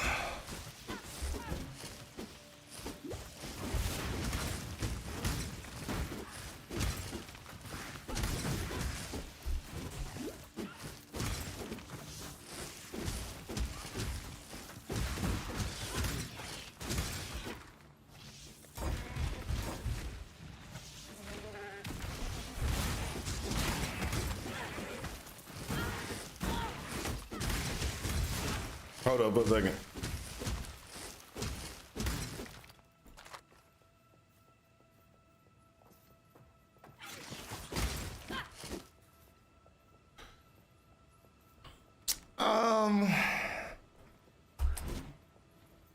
I disagree. I don't see it that way. I just don't see it that way. We got POE, Path of Exile 2 coming out. They're the storyline is changing.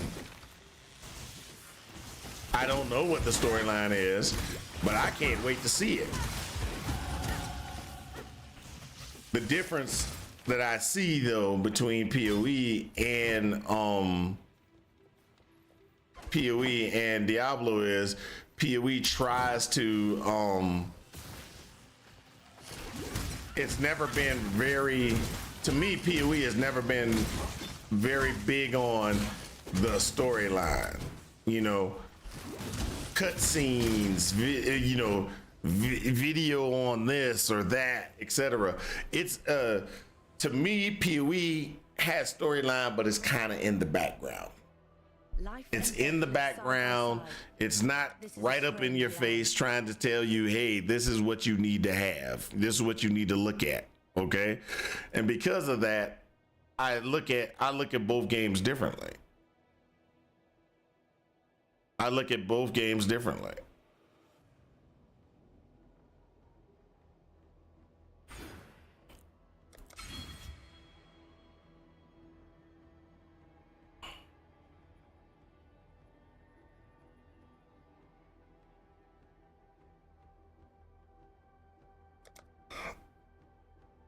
And that's probably one of the things that that I look at, you know, hey, Diablo, what's going on? What happened? Where are they moving the story? Where are they moving the story forward? It's kind of like,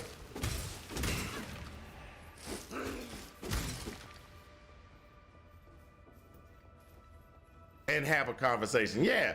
Well, that's the thing is, I'm never going to really move you forward to my point of view, and it doesn't matter. My point of view and your point of view are going to be different. Everybody has different points of view. Now, I will say the following. Now, I don't know if you guys have played it or looked at it or anything like that, but you want to talk about a travesty? Dragon Age.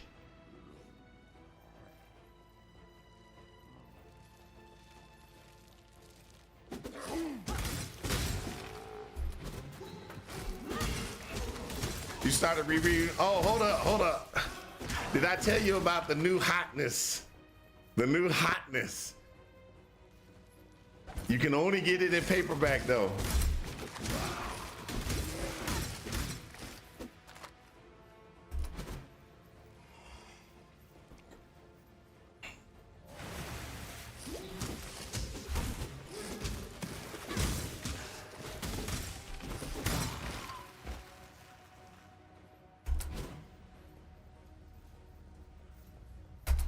The new hotness for me, just off. The new hotness for me is this book called He Who Fights with Monsters.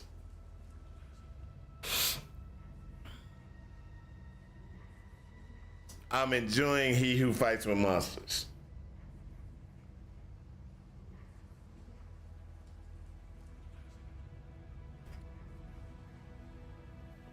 I think I did tell you about it last time we were talking.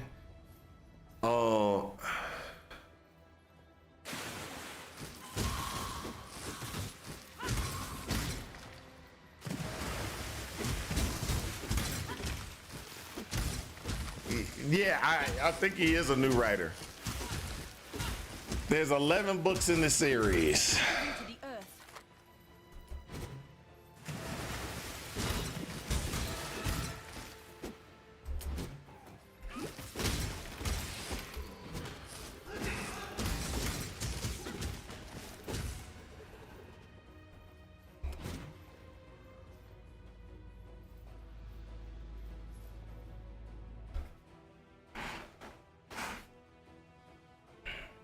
First, I started, and I won't even deny, I just needed something to read.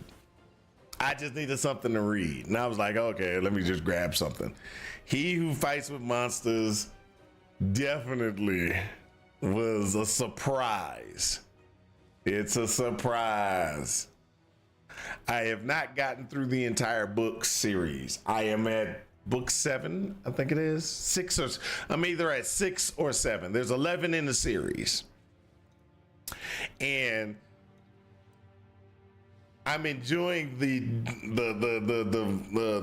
pacing and the movement of the book on where he's taking the guy and etc. So that's just, to me, I'm not up I'm to that. surprised. One rung closer to the top of the food chain.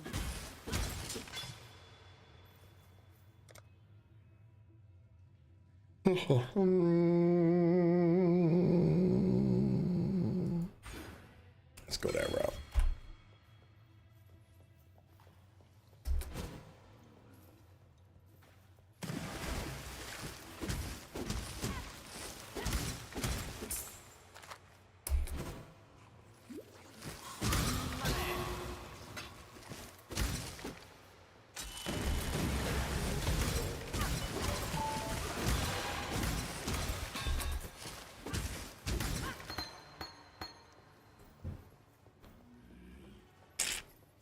But He Who Fights with Monsters, definitely a good one for me. I definitely like that particular book. Now, there is another book series that I think is a really good book series, or could be a good book series, which is, hold up a second, let me switch these out there.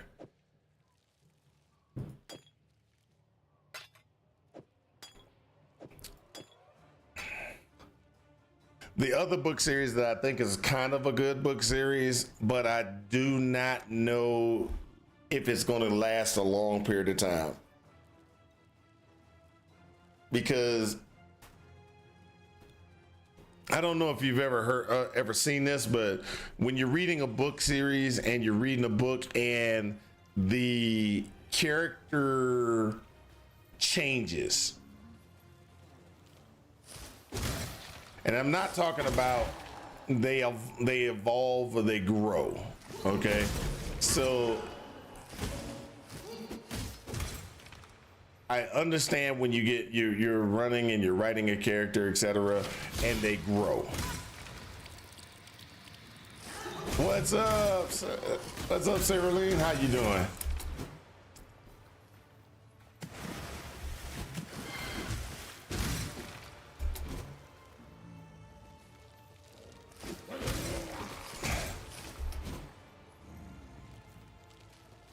You're jonesing for POE2? I think we all are. I think we all are. We kind of, everybody's been like, are we dead yet? Trying to break the system already. He's like, this will work, right? This will work. No, it won't work.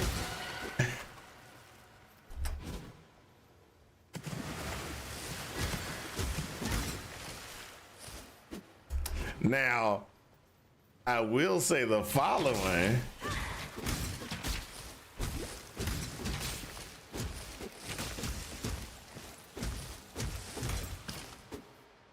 He does have, he does have an idea that I would love to see in the game, but I don't think it's something that they are going to do.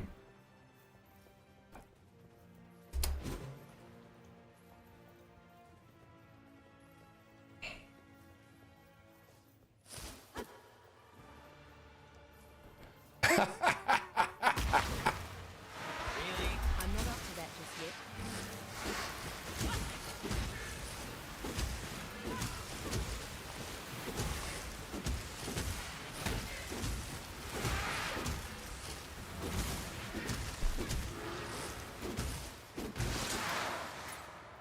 That's funny. That's funny. I used to read Star Wars, so I hear you. Different writers have different ideas on what various characters are personality-wise. Well, I understand that, but what I'm talking about is, okay, the same writer. He's the same writer. He's writing multiple books, okay? So the first part of the book, he's trying to be funny. He's trying to be funny and everything like that. And it landed. He hit every individual. I enjoyed the first two books. Let's just put it like that. The first two books. Then on the third book, I think it is, the character concept changed. He's writing a more like to me, he's writing a more of, at the initial, he was like, it's hard to explain without telling you plot points about the book. And I don't want to spoil the book.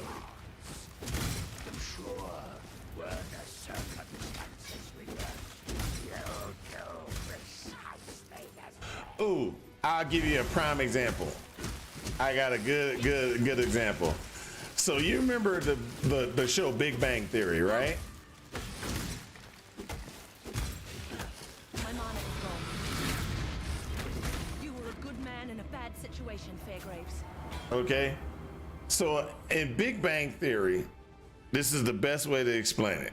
Big Bang Theory, when they first started out with Big Bang Theory, Sheldon was just very smart, very eccentric, right? He just had his little idiosyncrasies. That's I would say was the first part of the series, right? And then what they did was they moved from him being eccentric to him actually being kind of crazy. So,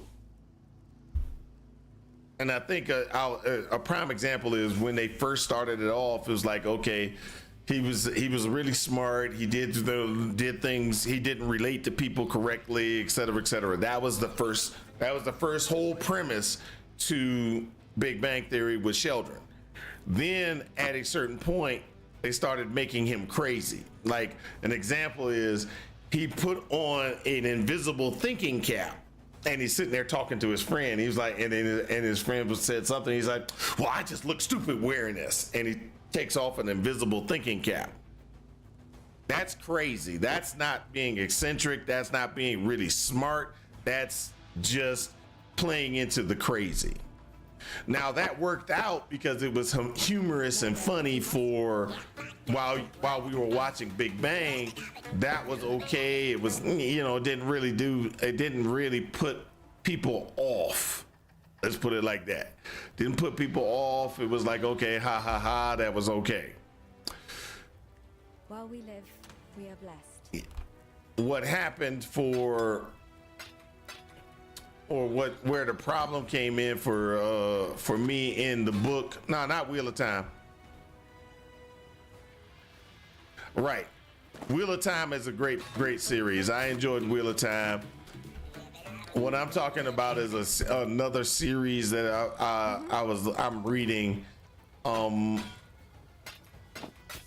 me just go find it real quick. Let me find the series real quick, and then y'all can look at it and say, hey, you're right, he's crazy. All right, so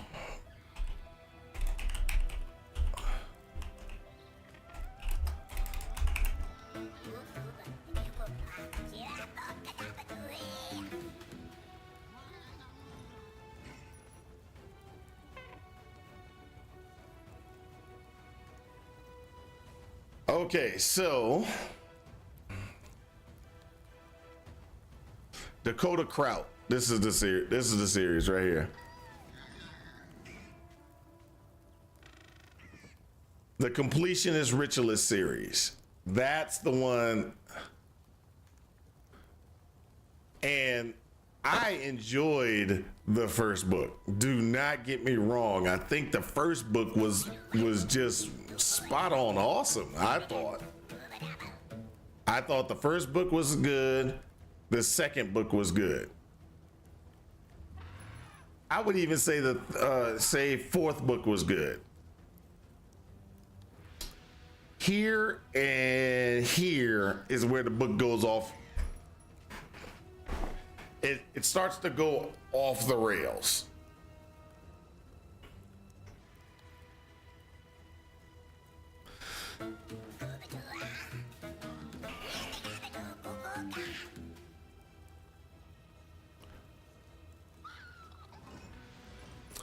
So this is why I dislike a series of books sometimes, is because like when you get down to this and this, the voice of the character changes.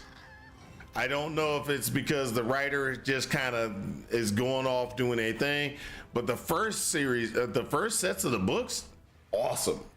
I will not deny I enjoyed the first parts of the books. Where I dislike it, sorry about that. Where I dislike it is this guy, the guy who's in charge, or the guy named Joe, I think his name's Joe, he becomes different. His mentality becomes different. And because his mentality becomes different, it just, the book is just, it feels like it's just like he's just writing to keep moving. He's trying to make that guy funny. He's trying to make Joe funny. But to me, he's not. Joe has gone from, you know, a character that's likable and somebody I can relate to kind of, to a character that's like, I really just, you know, where's the story going? Where do I really want to go?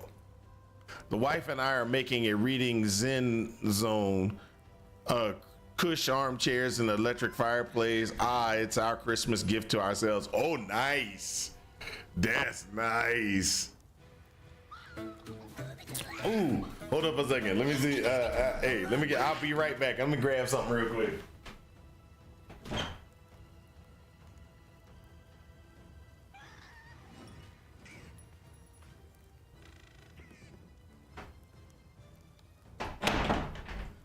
So,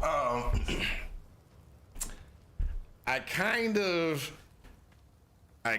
ran into a situation where I'm not okay. So I don't like this series of books, so I kind of stopped. I read this. I got to this point. I'm not going to deny. I stopped at this book right here. I've stopped at this book. This book, Invent, is where I kind of just like, maybe I'll come back to it. How's my wife doing? She's doing good. She's doing good. So the wife is doing good. She's got to go to. Okay, so one of the things that she needs is she needs to her medications and stuff like that. She has to do things to keep her medication stable or keep her mental state stable, because that also affects her. What do you want to call it? Affects her epilepsy and things like that. Well, because she's on so many different medications to affect her brain, they are going to send her to a psychiatrist to make sure that that the medications from the epilepsy and the medications for the MS aren't causing other problems. So that's the one thing. You usually do audiobooks while you jigsaw puzzle. Only way to adhere, brain will let me read. That's funny. That's funny. Oh, but like I was saying, this is what's going on now, because I got to this point and I'm stopped. I'm still looking at He Who Fights with Monsters. I'm still reading this series, which I got to. I'm at book 8 right now.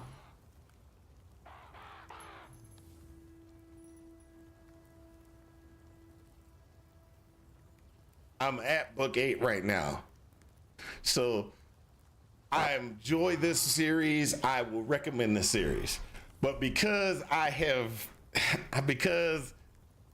got Ritualist and it was such a terrible series, or it threw me off, I started reading this. I don't know if y'all can see that. It's a graphic. It is Solo Leveling.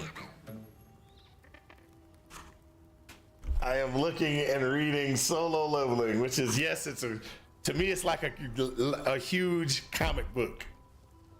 It's like a huge comic book. I needed a break from reading. I know that sounds weird, but I needed a break from reading. Yes, I know that they're getting a season 2 of Solo Leveling. I do know that they're planning on bringing out a season 2.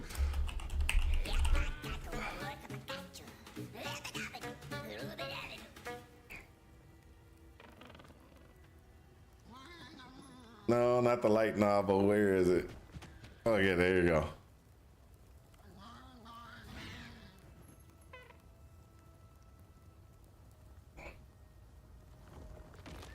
I've gotten all the way up to this one.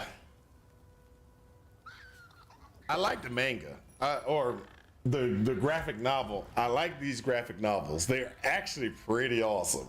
So if you get a chance, I would say hit it up. Hit it up if you can. Hit it up if you can, because it's to me it's been entertaining. Let's just put it like that. It's been entertaining. Give me 2 seconds. I gotta look for.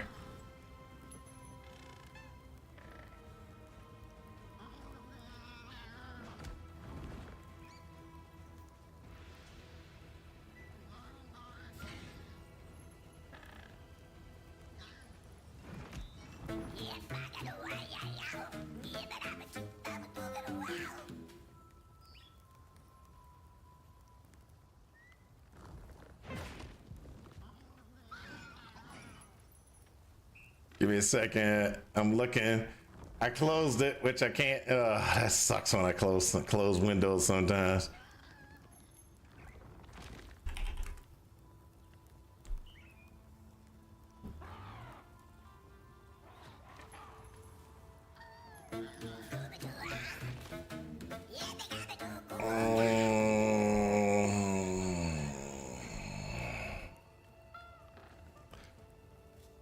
Yeah, give me a book recommendation. I don't mind.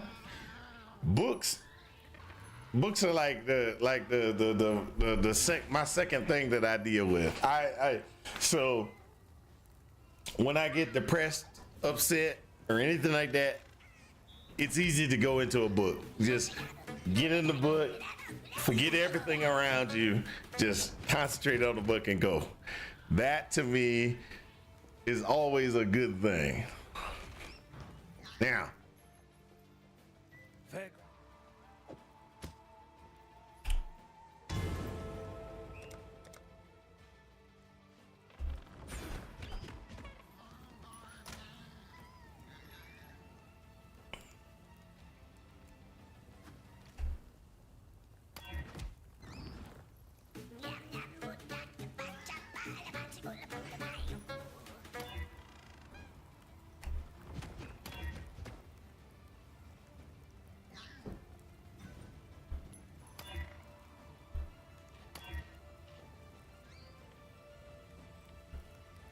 come on, give me good.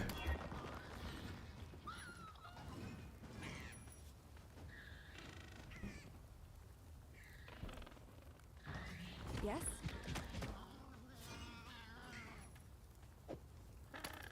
Take care.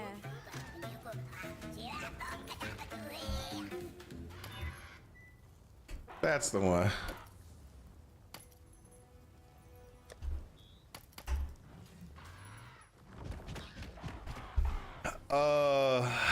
I love books. Oh, okay. Hey, that's cool. That's cool. That's cool. Okay, so let's see. Heroes Die by Matthew Woodring Stover.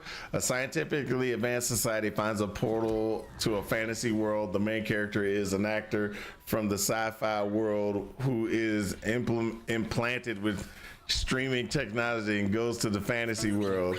Rich people in the sci-fi world experience his actions through VR, basically.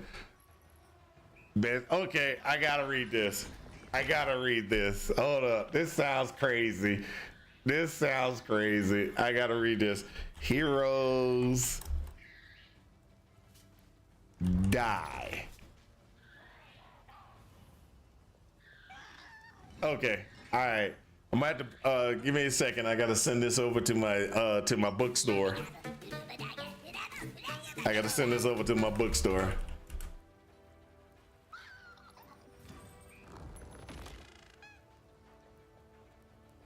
Better yet, I'm gonna send myself a message and I'm gonna go to the bookstore and see if they got it.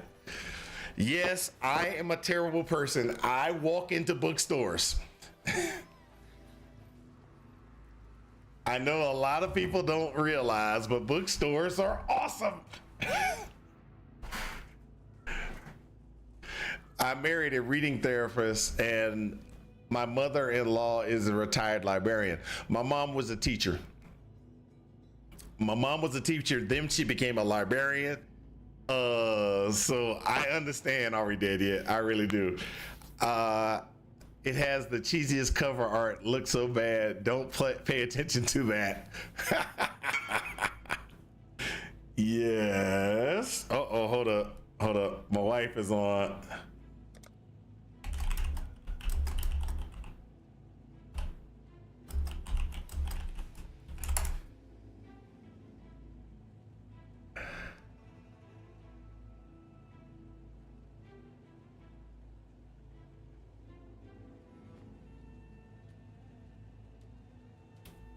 I remember the first book I read, Horrible Science, was my favorite series. My book series are traps. I need to donate half a ton of books to somewhere. Yes, take them to the library if you can. The book series that I will not deny, the book series that our first book series I read, which every time somebody talks about Harry Potter, I always tell them that Harry Potter was a ripoff. Most people don't realize Harry Potter was a ripoff. She ripped off my favorite book series. The very first book series I ever read was called Support Your Local Wizard. That was the first book series I ever read.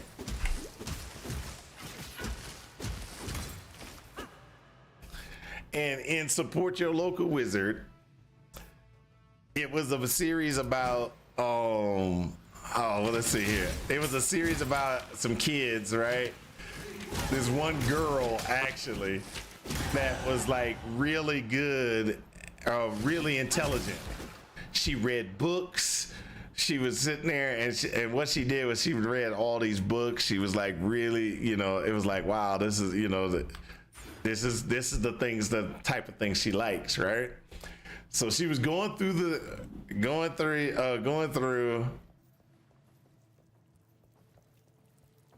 Does it hold up for adults? I enjoyed the book series. I did. I enjoyed the book series, but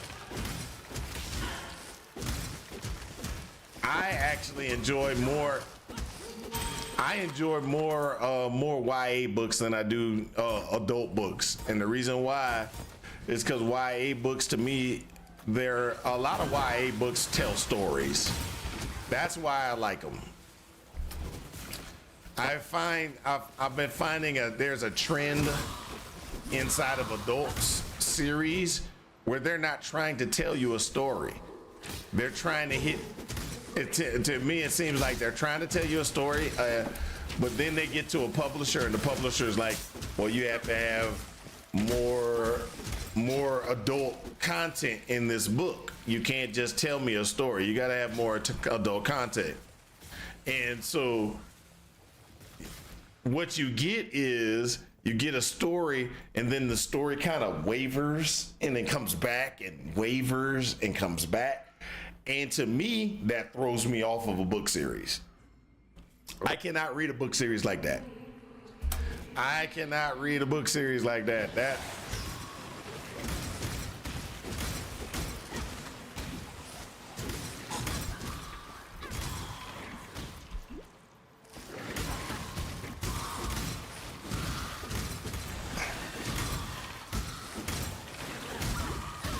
I'm not up to that just yet.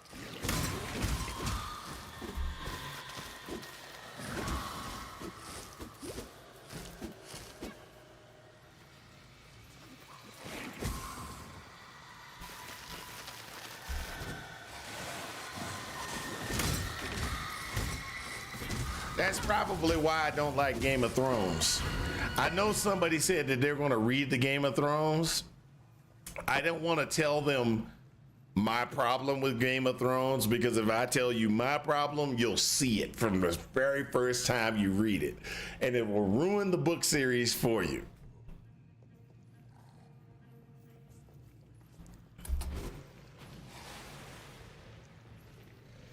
Oh, you're reading it after the Wheel of Time. Well, I will let you read the series before I say anything else.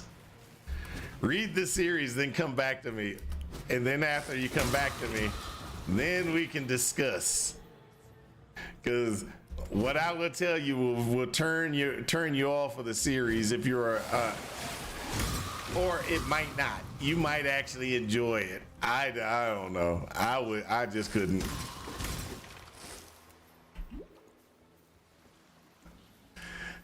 Well, don't get me wrong. I've read Game of Thrones, but I will never read it again. That's it. That should tell you. That should tell you how I feel about Game of Thrones.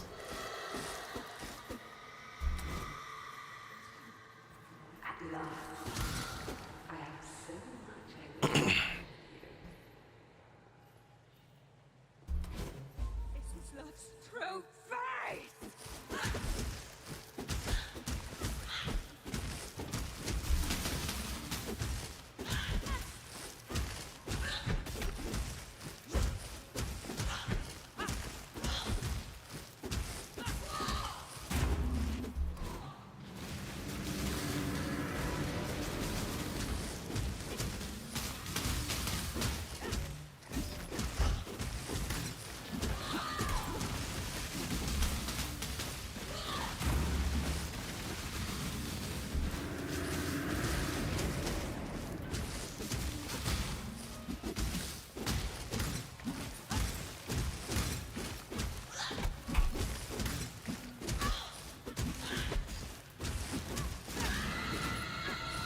My mana is gone.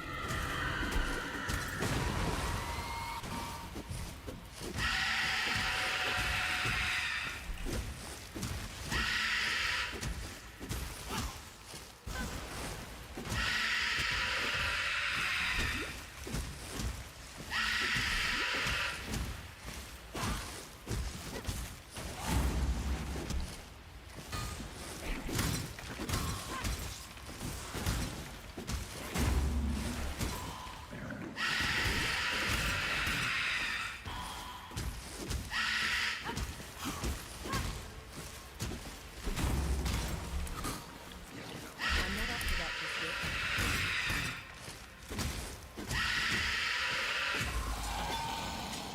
Your love for a man, that's what did this to you, Mervale. Okay. I want to see how poor. Yeah. Okay, I gotcha. Sorry, I missed that one.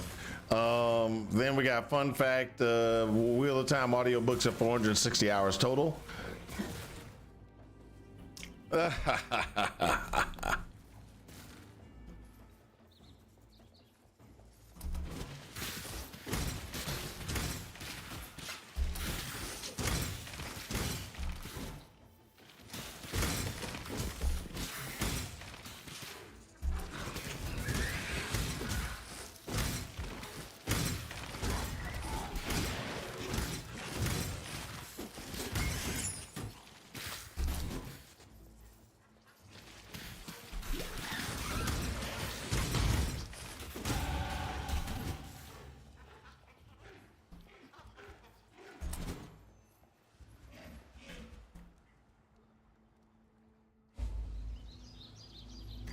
So some of the things that I think is kind of where we gotta go. That's life.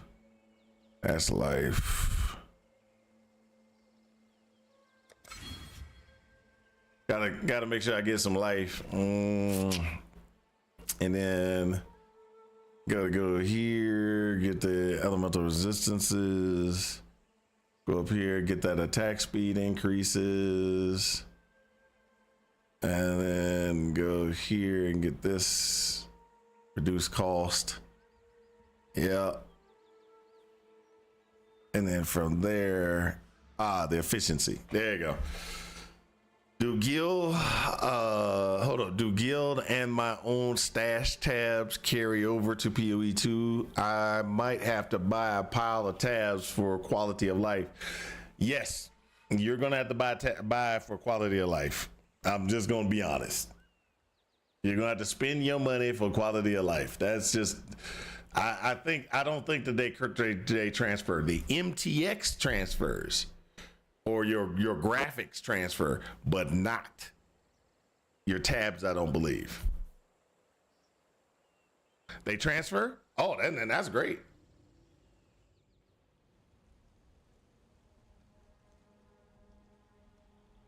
That's great.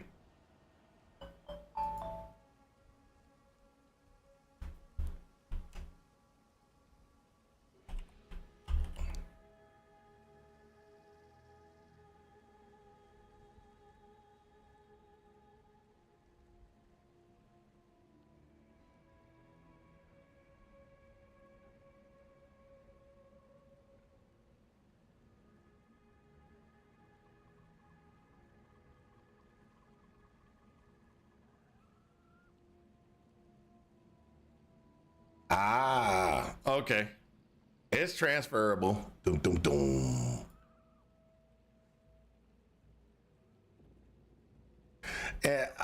Yes, I'm in a guild on yeah, let me show you my guild. My guild is real cheap. It's real cheesy. S guild, me and my wife. And as you can see, we don't put anything in there.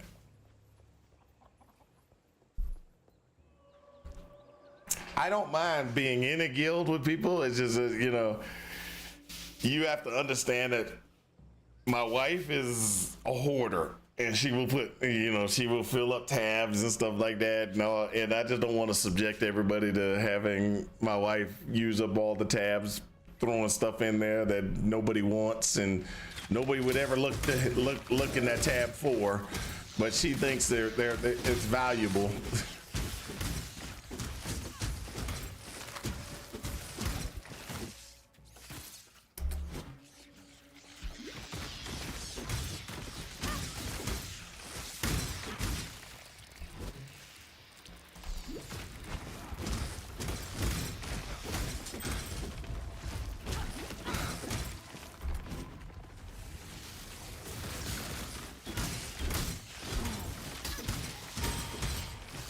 My mana is gone.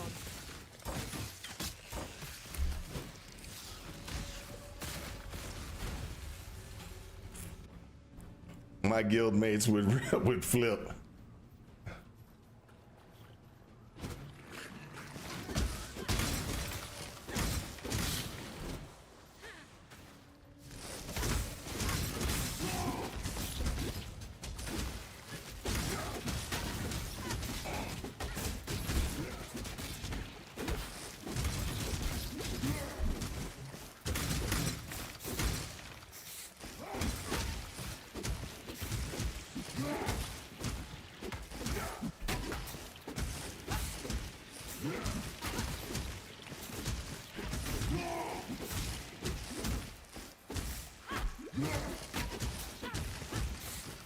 Look at this. There we go.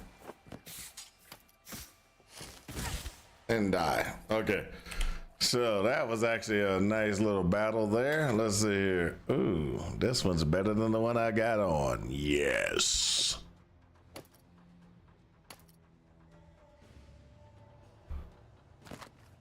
Oh, that one got movement speed. Oh, it's better than the one I got.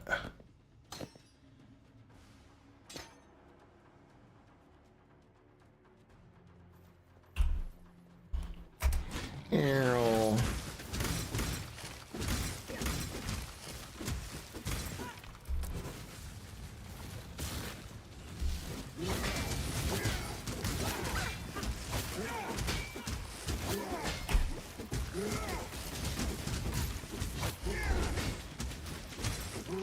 not up to that just yet.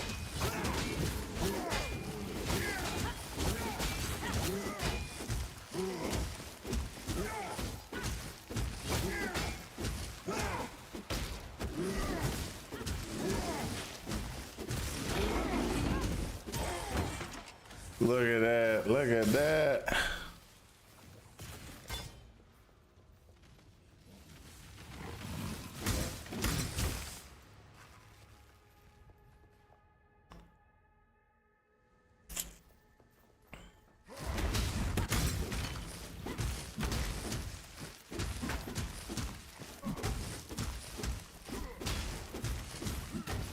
Cold and freeze resistant, huh?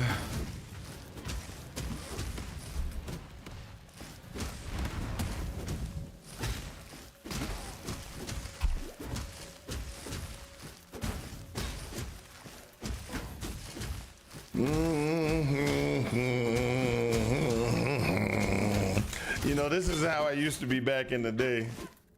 You just sit there and just be like, I'm gonna eventually get this thing.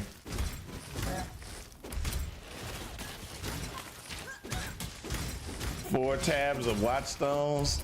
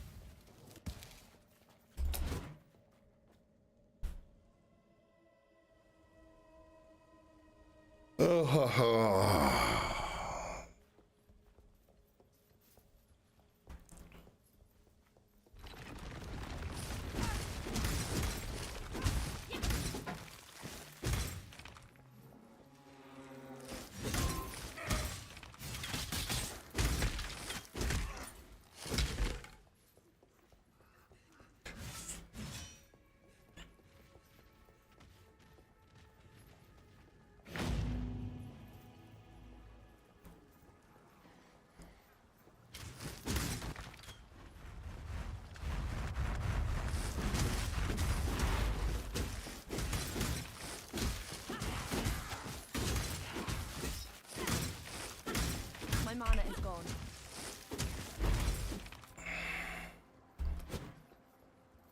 There we go.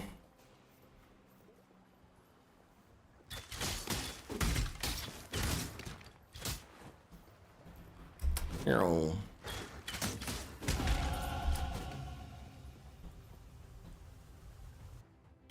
So I got a quick question on POE2. Luxury and cruelty go hand I know in that hand. I know this is a weird question, but with POE2, are you going to rush through everything, or are you going to play through the game at a slow rate, listening to the storyline?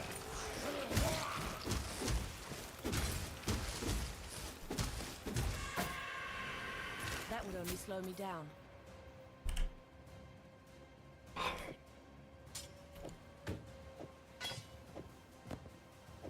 What say you?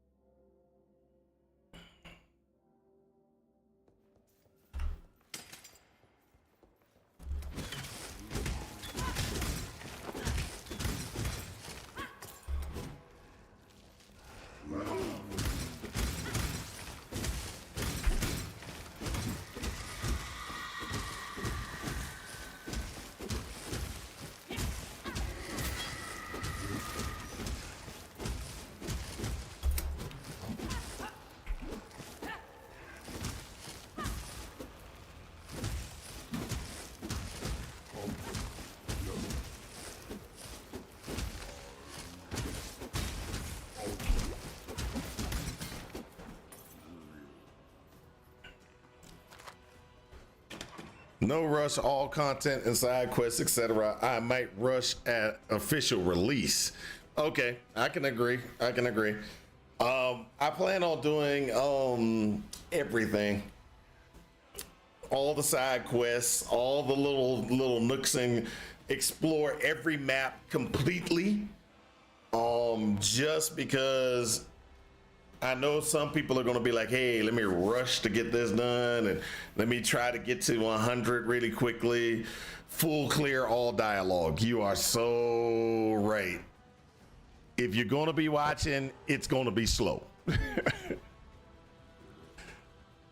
If you're watching on my stream, I'm gonna be like, one time only though. Yes, that is very true. One time only. Gonna be sitting there, ooh, what did he say? Oh my gosh, what's that? You know, that's gonna be me. That'll be me. Which probably means I'm gonna get killed a bunch of times because I'm gonna walk into things. I'm gonna walk into zones I shouldn't, or areas I shouldn't. I'm not even gonna know about what's going on, and I'm just gonna run through it and get killed. I can already tell you.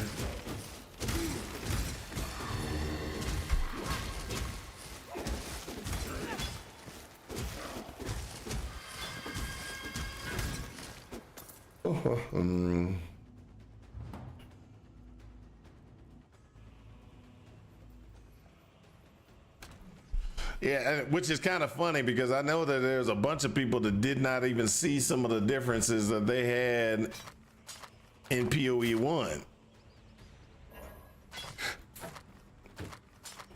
And what differences are you talking about?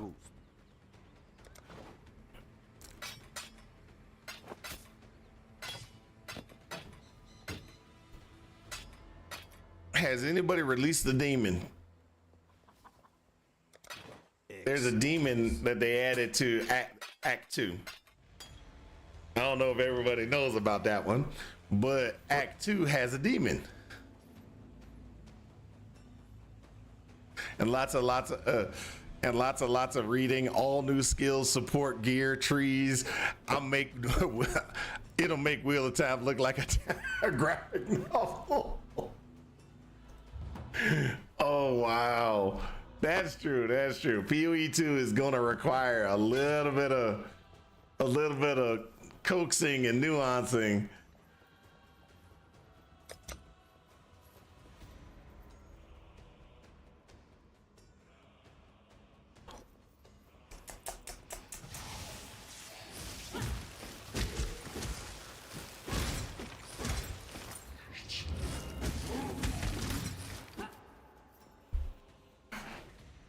Just stand in town reading? No. I'll stand in town and read a bunch, but it's not that bad. I'm not up to that just yet.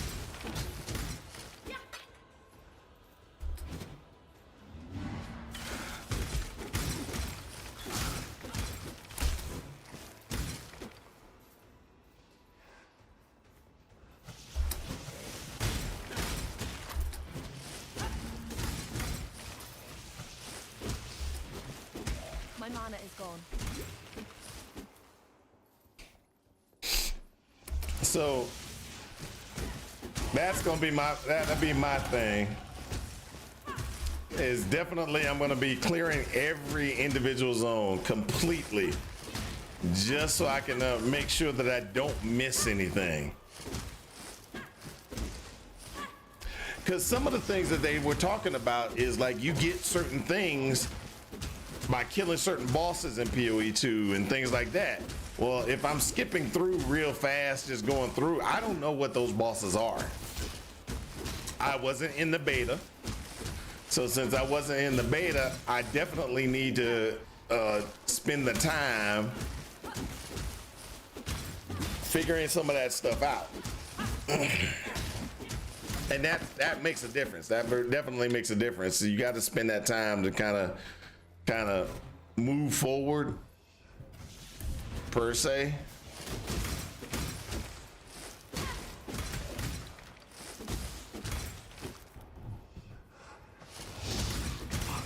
I so wish that somebody comes out with a path of building for POE2 because I can't handle it.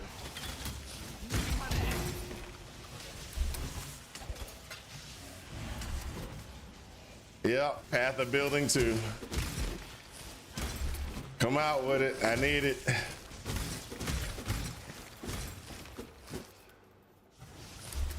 Yeah, I already got that. I assembled my skills last night. So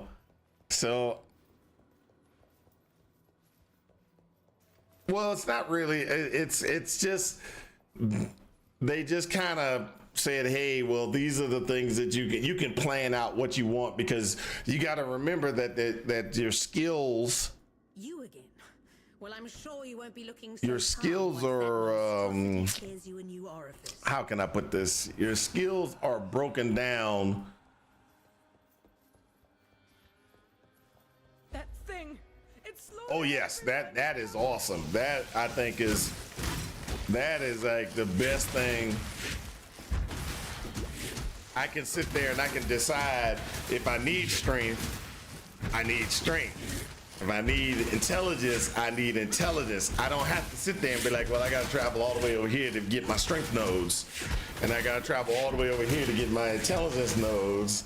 And oh, I got to run here and get that plus 30 node from this location. Or I got to path this way to get, to get the other thing I need, And I thought I think that was like a very good thing overall. Warrior wizards, yes. You can have warrior wizards. Now, I do like another thing that I do like. I don't know if anybody saw it when they looked at the trees. When you look at the tree and they were talking about it in the video, I don't know if anybody watched and looked at it. They were like, each individual tree is a distinct, distinct location, stuff like that. I don't know if anybody really paid attention to the passive skill tree thing when he was talking about passive skill trees. There we go. So I'm gonna switch over to browser. Here we go. So the passive skill tree. We can't go out the other sides. So this is the monk, it goes this way. This is the witch, it goes up, right?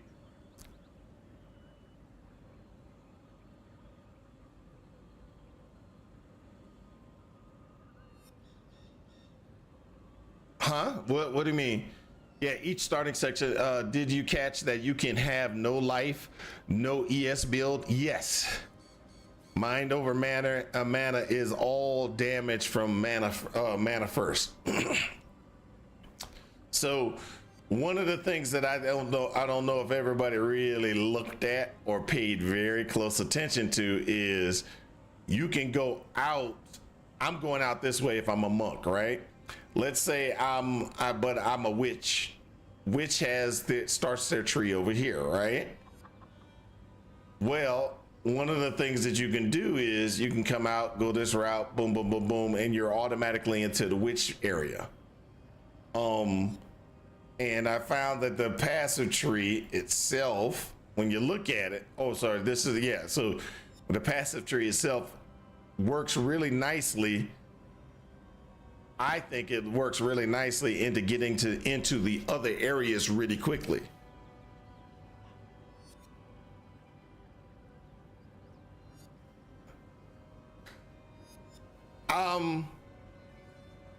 I don't know about that. I don't think so. I don't think so. The reason why is because of the following. Let me show you. Passive skill tree.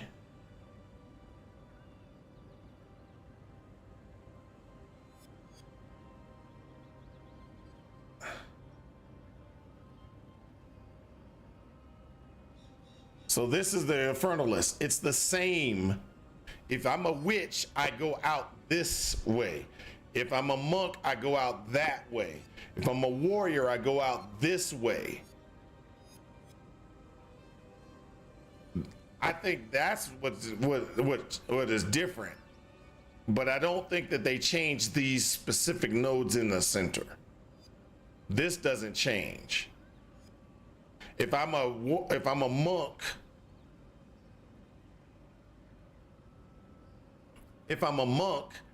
and I'm starting over here, these nodes don't change. Those are the witch starting nodes. The witch starting nodes are this way. The monk starting nodes are this way. The stats will change. What do you mean by the stats will change? The travel nodes are selectable. Travel nodes are selectable. You can go into a travel node, and these travel nodes here, they can be any stat. See, stop. Oh, go back, go back. That's what travel nodes are select. You can go whatever stat you want. You can choose your stats. Hopefully I'll slow it down and I can let's go half speed so I can pause it when it gets there. Play. Do. When he gets to this travel node, you'll see what I'm talking about. The stat nodes, you can select what you want on a stat node.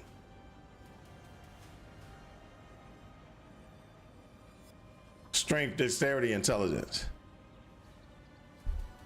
The cluster of nodes right outside of the class start area have 3 sets of stats. 1 for each of the ascendancies. Yes. That start in that area. Yes. And a 3rd set of stats for everyone who doesn't start there.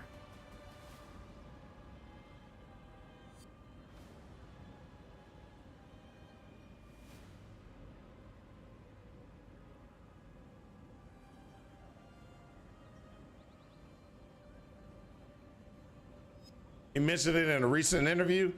Hey, send me that interview because I haven't seen that one.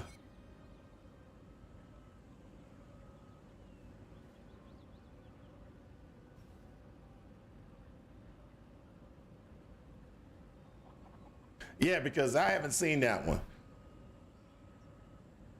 That's something new. That's something new that I didn't know. I knew that that if you're witch, you start this direction. Now, and if you're monk, you start this direction. I didn't know that they were trying to change this stuff. So if I'm a monk, I start this and I have certain things, but over here, because I've started monk, I don't get certain things from here.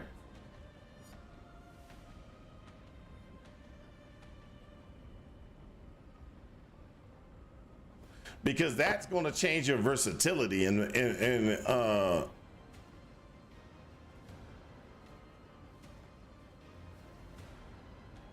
that'll change your versatility. Your versatility disappears then. Because what you're doing is if he changes this starting stuff, and let's say this is all minion. Let's say this was all minion things, right? And I'm a witch. I started off, I got nothing but minion things.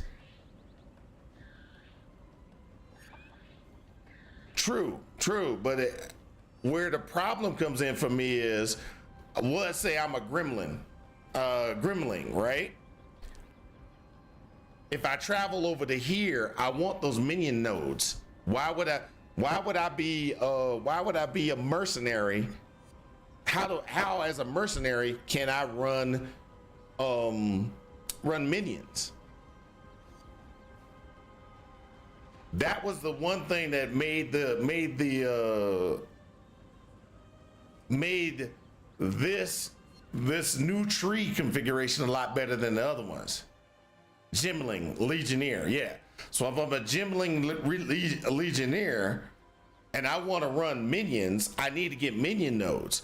But if you're telling me the minion nodes, yes, you can hit the link. Go ahead and send the link.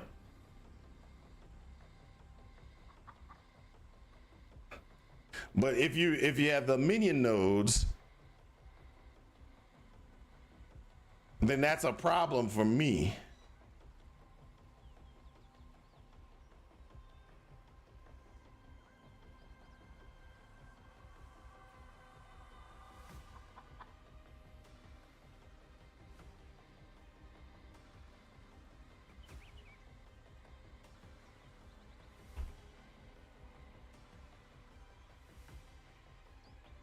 Okay, hold on for a second.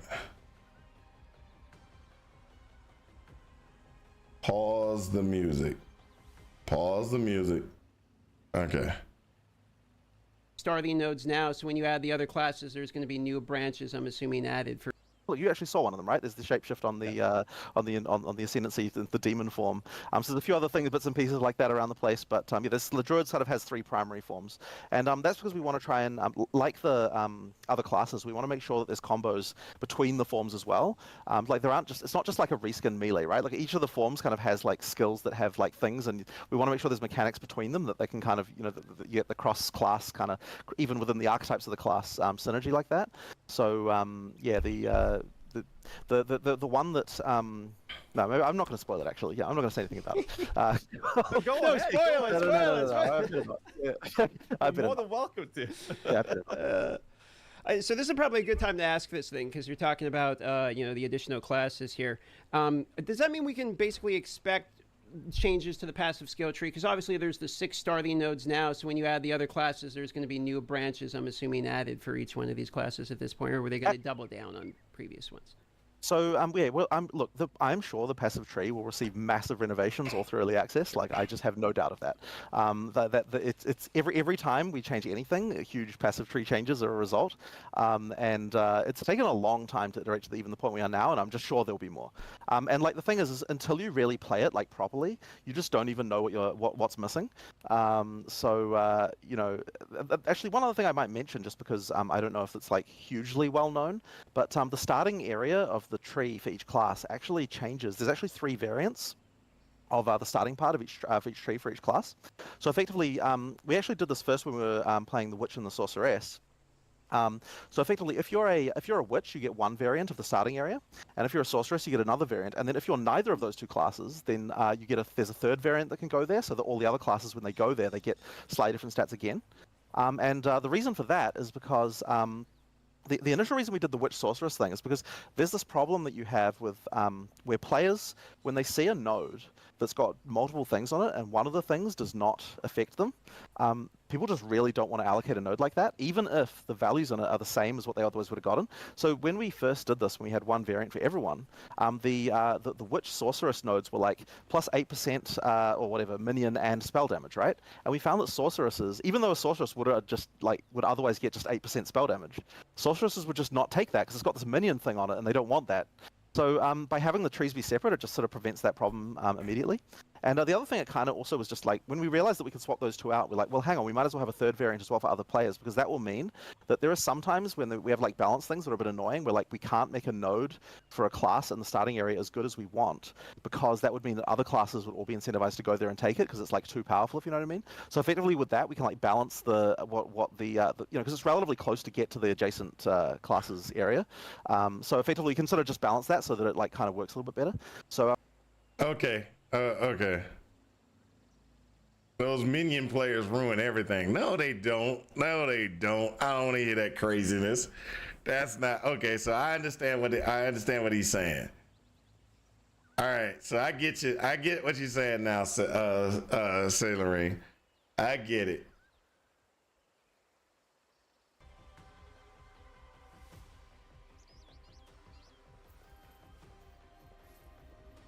You've been watching all the interviews? Well, you got to understand, I haven't been watching all the interviews.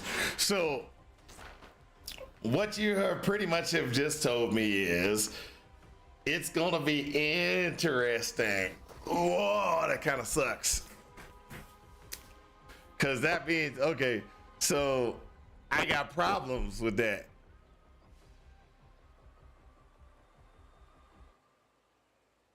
Let's see. Did you know? Did I know?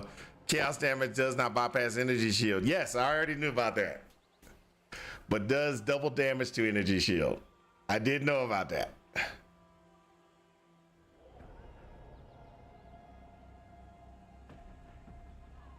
I also, there's some poison things that I don't know about. So,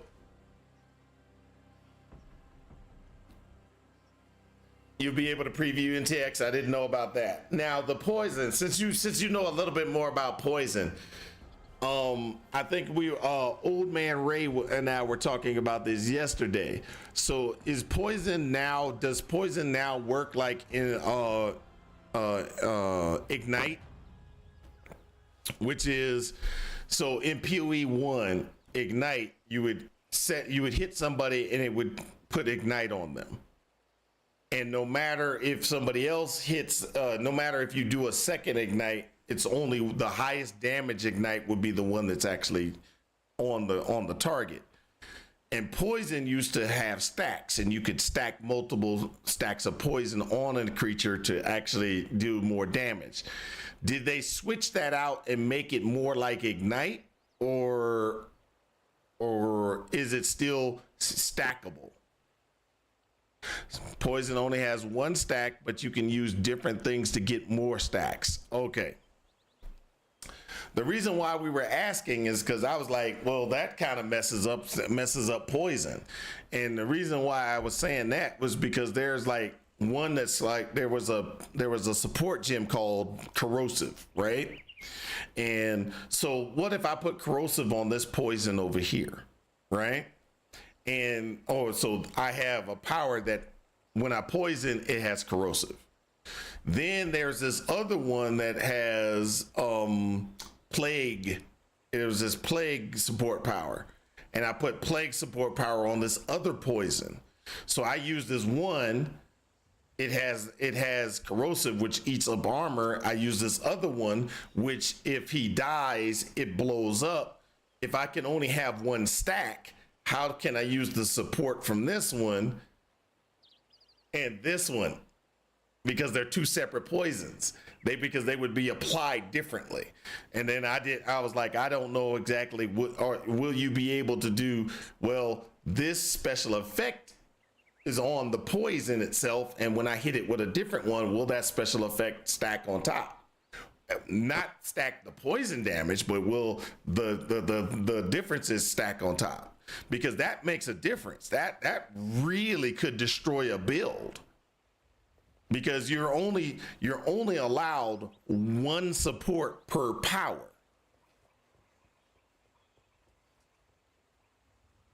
And so I was like, these support, that'll mess up some poison builds. Because let's say I have this one power and it's a fast attack power, and then I have this other one that does this other thing, and they're both doing poison damage. But if I only get one stack of poison, how do I get that other one to apply? And then comes another problem. If I am allowed 2 stacks of poison and I'm able to do another stack of poison, if this one power is a faster attack power and I stack 2 poisons on it and I have my third power, will it be able to apply that poison?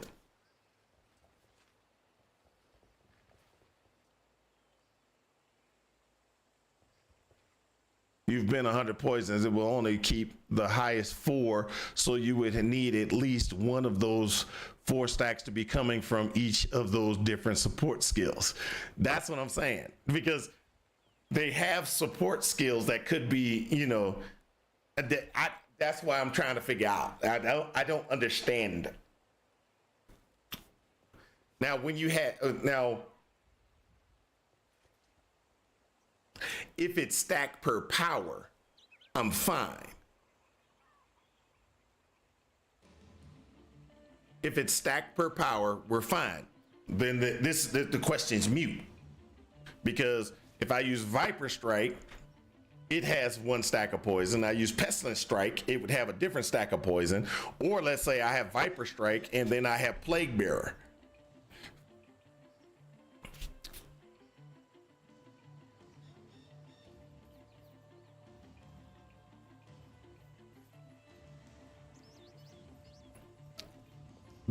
Yes, that's right. So that's what I'm trying to figure out, because it's questionable on how you would do you would do poison.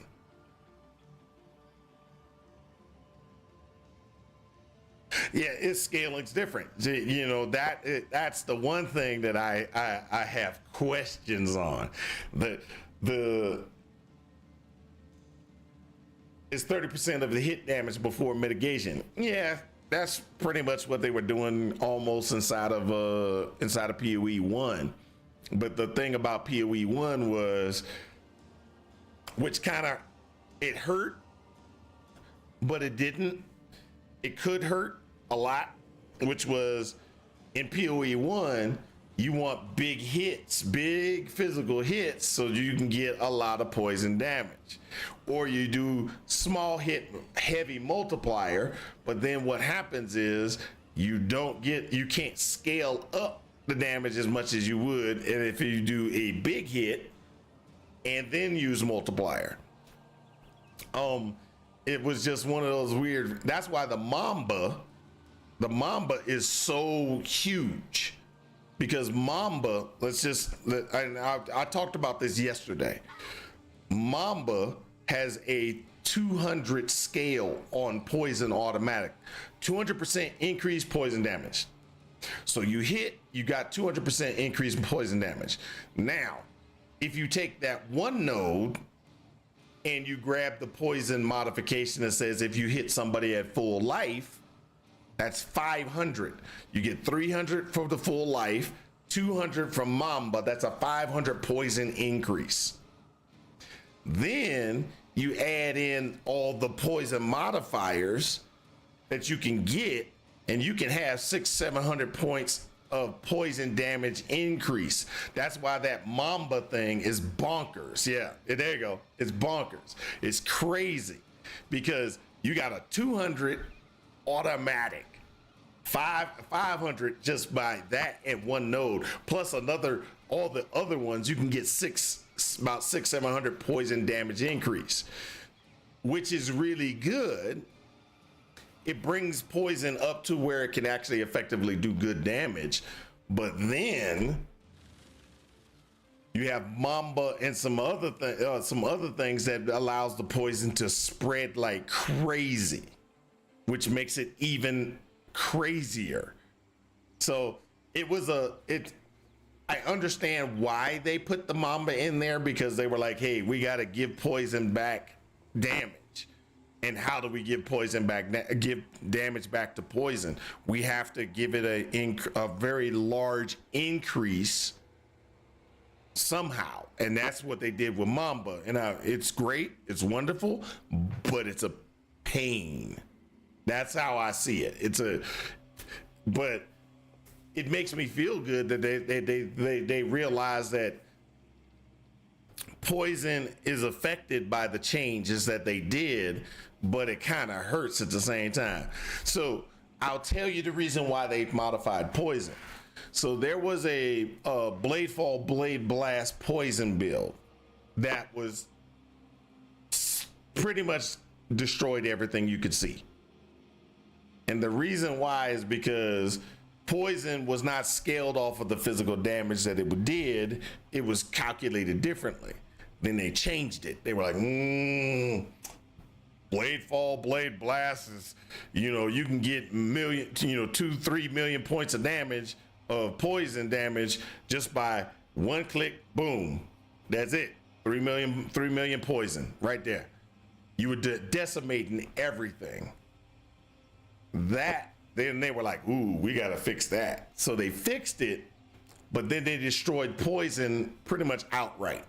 So the only people that could actually the only people that were able to use poison and poison well was slams, things that did massive amounts of damage. Minions did a really good job of poison due to the fact that they have a big hit. So you stack up that percentage increase, more damage to the minion. The minion does physical damage, and when he's doing physical damage, he's doing these huge hits. And then guess what? The huge hit equaled big poison. And then you scale that, and then guess what? Minions were great when you use. That's why Poison SRS was good. That's why Poison Animate Weapon was great.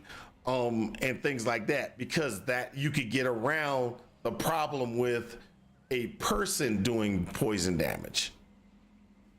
So me doing poison damage sucks, because I have to have a really mirror tier weapon to do poison well.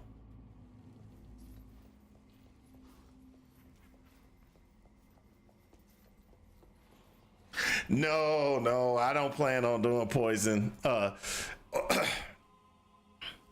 What happened was I was sitting there. I'm a shadow player. I love shadow.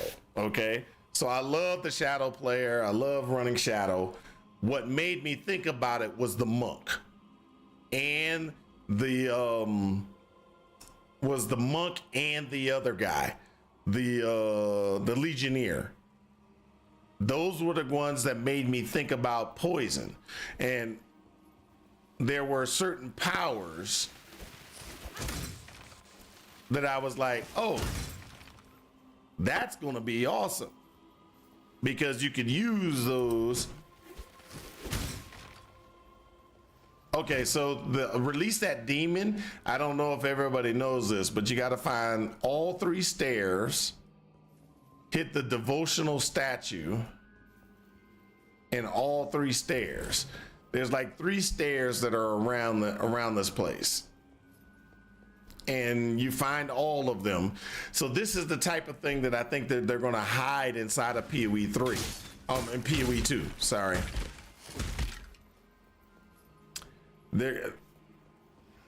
And so what you do is you find all 3 of those things, but they're all over the place. You don't know exactly where they are.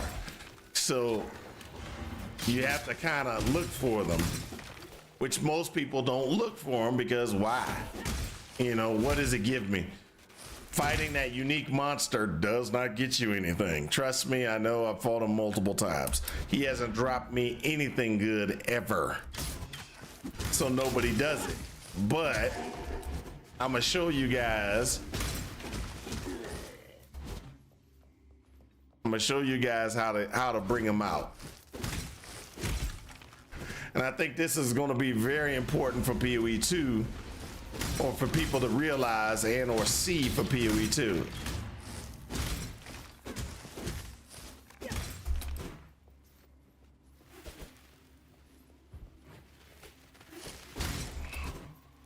Okay, there's nothing over here.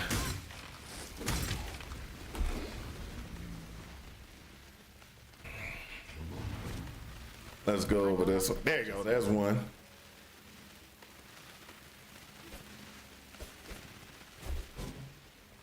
So you take this stair and hit the devotional statue. There's 2 devotional statues. There's a 3rd one, and I'm gonna show you where that one is in a second. But let me show you what it does. By taking the devotional statues, this got added. This little section piece that I'm doing right now that got added to the game. It's so right there's 2 of them. 1, 2. The 3rd one, we got to go find the 3rd one, and then when we run into this area, it'll release a creature. And I'm gonna show y'all how to do that. Just give me a second. This got added when they made the modifications to the game a while, maybe about a league or 2 ago.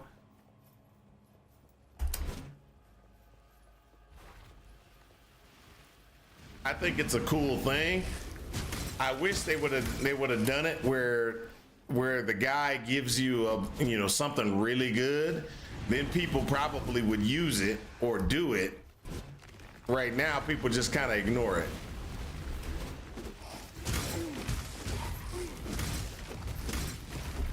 It's like, yeah, now I just gotta make it meaningful. Yep.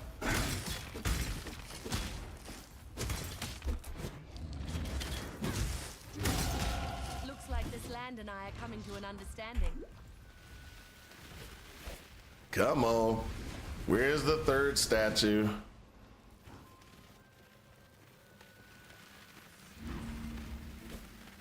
There we go. I found it.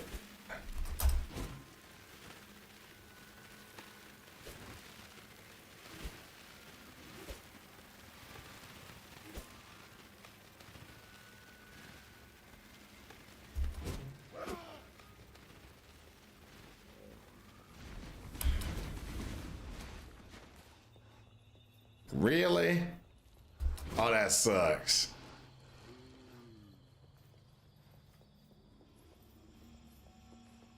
See, the only reason that I found this is because I was sitting there and I was like, well, they added a bunch of things in the game.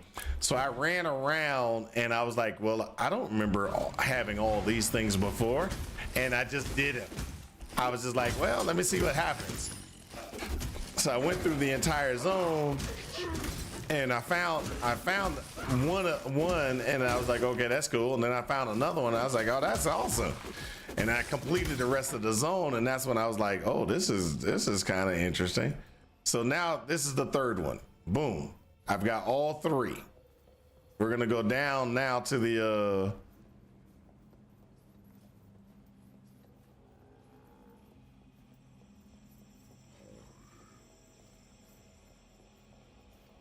Let me get a. All right, here we go.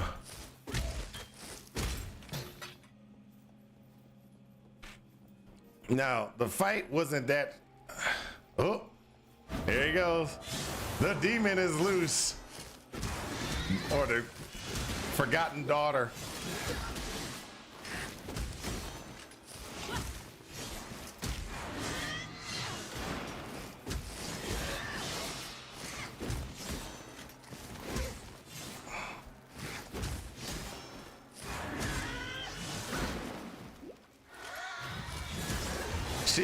She can be hard too. I really shouldn't have tried her on this character. I should have kind of tried, you know.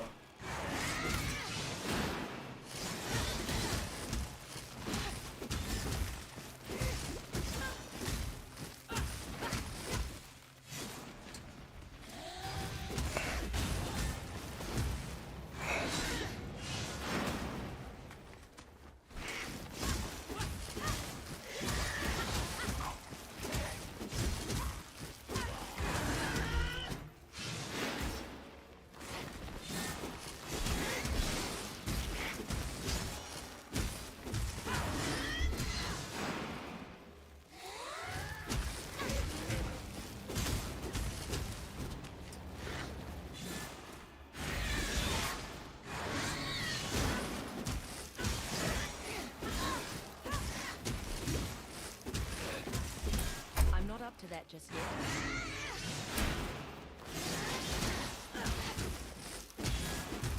You gotta kind of realize her attack pattern.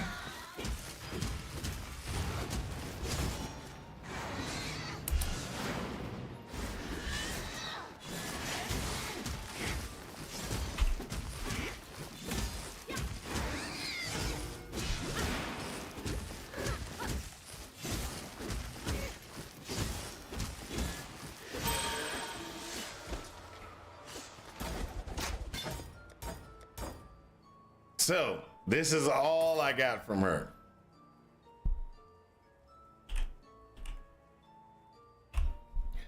So That would only slow me down.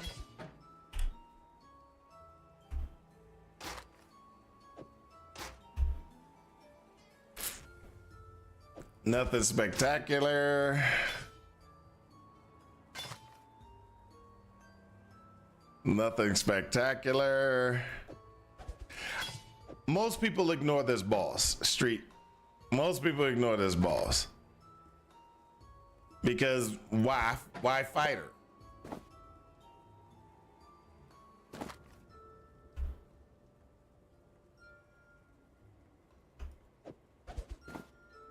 And I think she gave me these two as well. So let's go ahead and look at them. Hey, this is movement speed 15 on this one, so might be worth it. And this, all low level. So that's the problem. That's the problem. She's a very annoying to fight.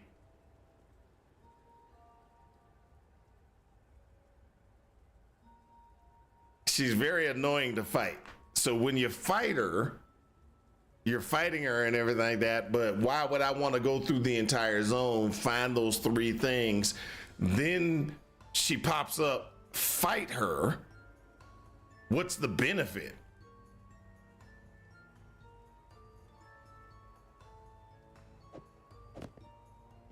You understand? That's why nobody fights her. But I wanted to show you guys, this is the reason why I'm going to go through every zone in POE2, because I don't know what's beneficial and what's not.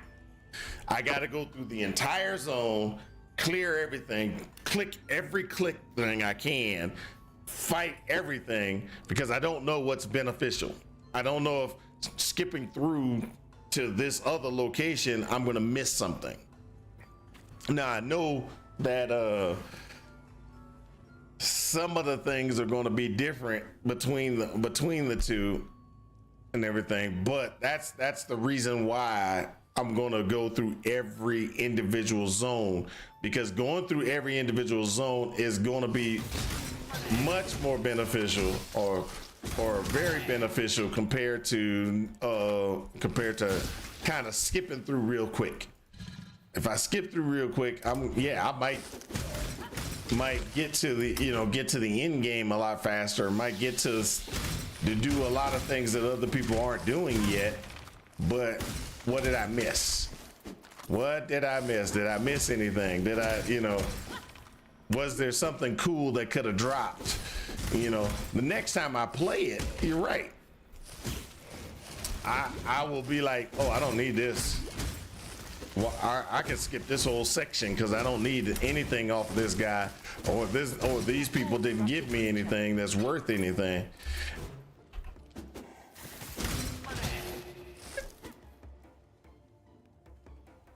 I'm doing good, Harem. I'm doing good. I'm not up to that just yet.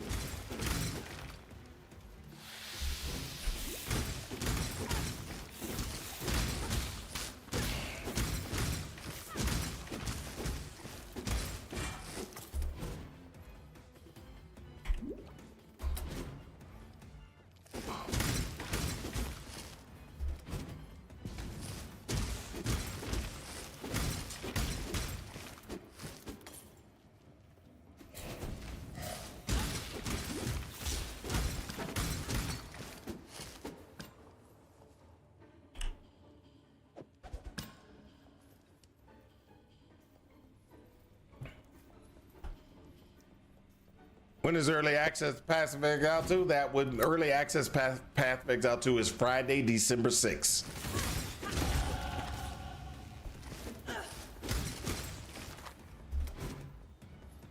And it should be 12 o'clock Mountain Time, which is what time is that, everybody else? I don't know what time that is in other time zones.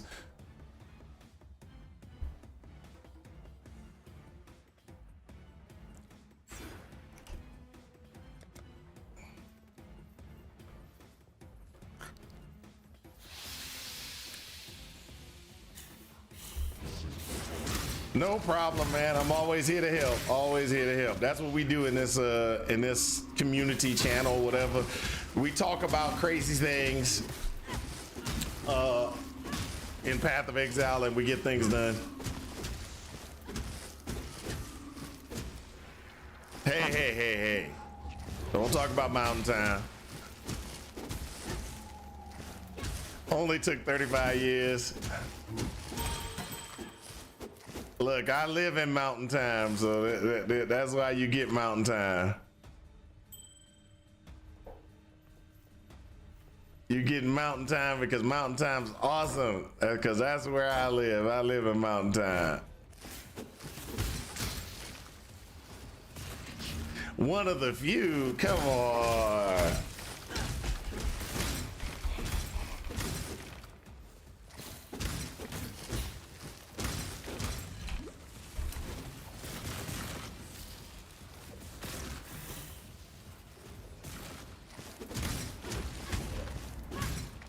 Woo!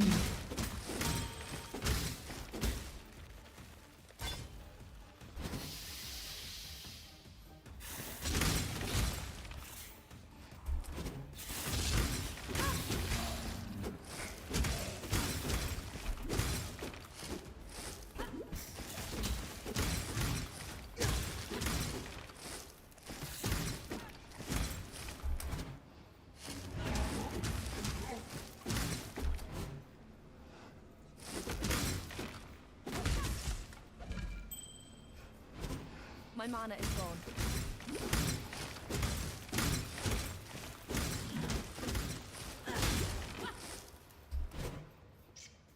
I'm not up to that just yet.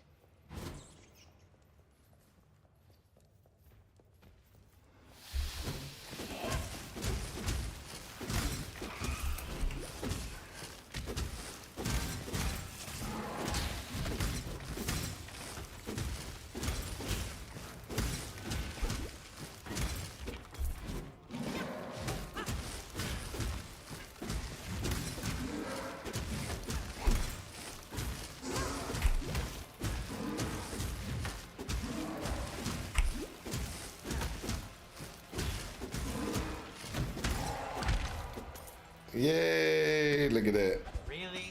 Got the golden hand.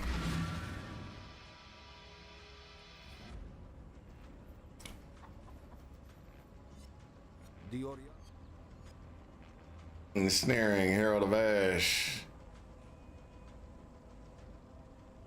Herald of Ice, there you go, that's the one we want. Going? You and the rock. I am the. Woohoo! You are dreaming. Stay true to you.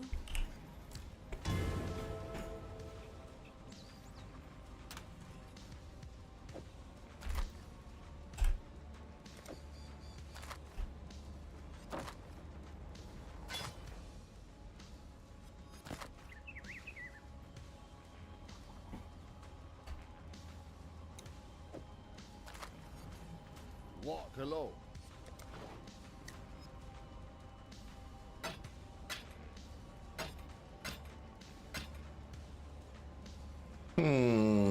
Let's keep that one. Let's keep that.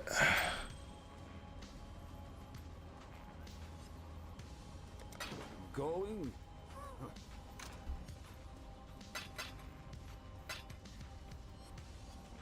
Oh, it's killing me.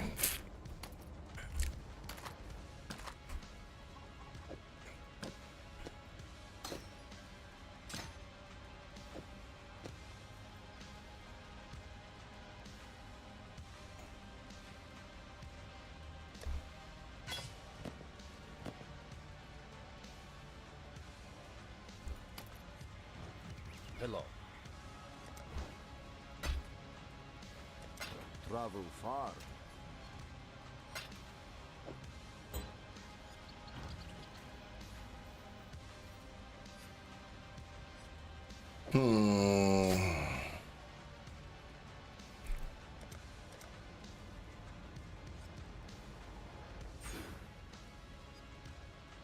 All right.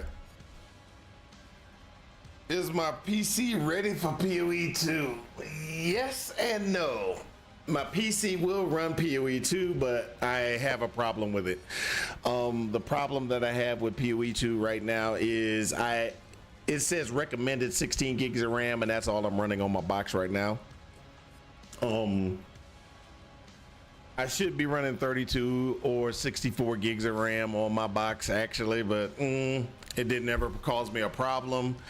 Yeah, I'll be fine, but I really want to get up to 16 from 16 to 32. I've been sitting there trying to go to 32. The reason why is because when I'm doing video editing and stuff, the more memory is better when I'm doing video editing. I've just been like, okay, whatever, I'll get to it, and I never pushed to do it. I think that because of POE2 coming out, that I'm going to have to step up and be like, okay, let me get more memory. So I did try to get more memory. To take myself up to 64 gigs of RAM. Ta-da! But this memory is supposed to be compatible with my machine, and what happened was it blue screens.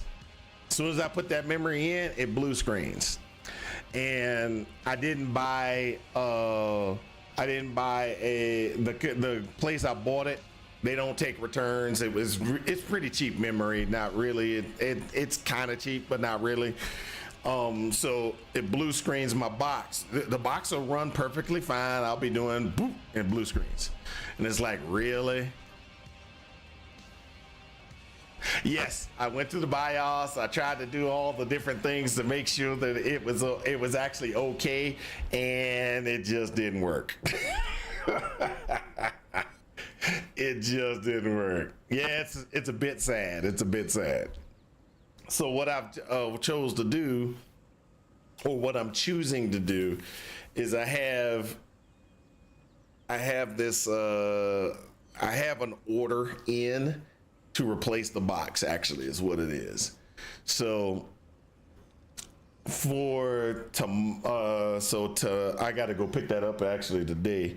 And when I leave and get off stream, I've got to go shopping, pick up my order, because I went to a place called Micro Center, and I ordered a bunch of stuff from them, and I will be building my box, building the new gaming rig from them.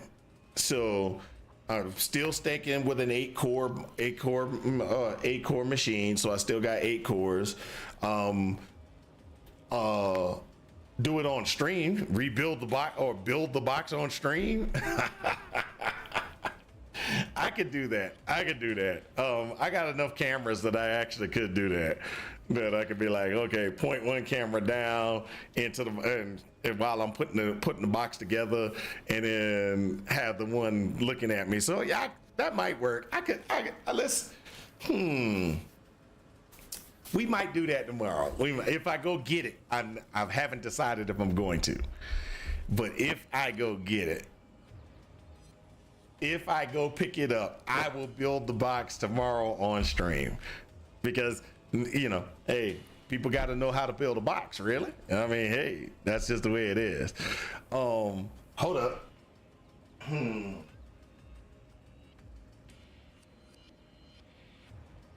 I might not be able to build the box on stream. I just thought about that. I'm planning on using the video card from the gaming box that I'm working with right now in the new box. So I could build most of it. Just not put the video card in place. Yep. That's pretty much what I'd have to do. I'd build the box, put everything together, and just leave the video card out. Right now, I'm rocking a 6650, I think it is. 6650 from AMD. Let me check. Make sure I'm telling you the correct. Do.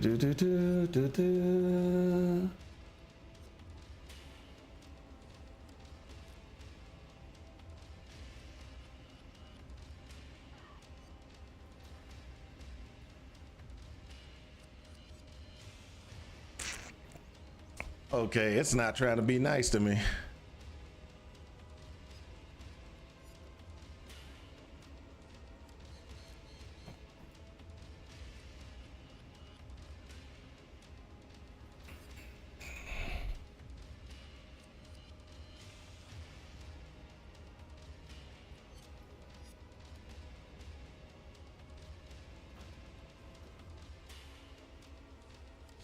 What version am I running, people? Tell me what. There we go. All right. Yep, I'm running a 6650.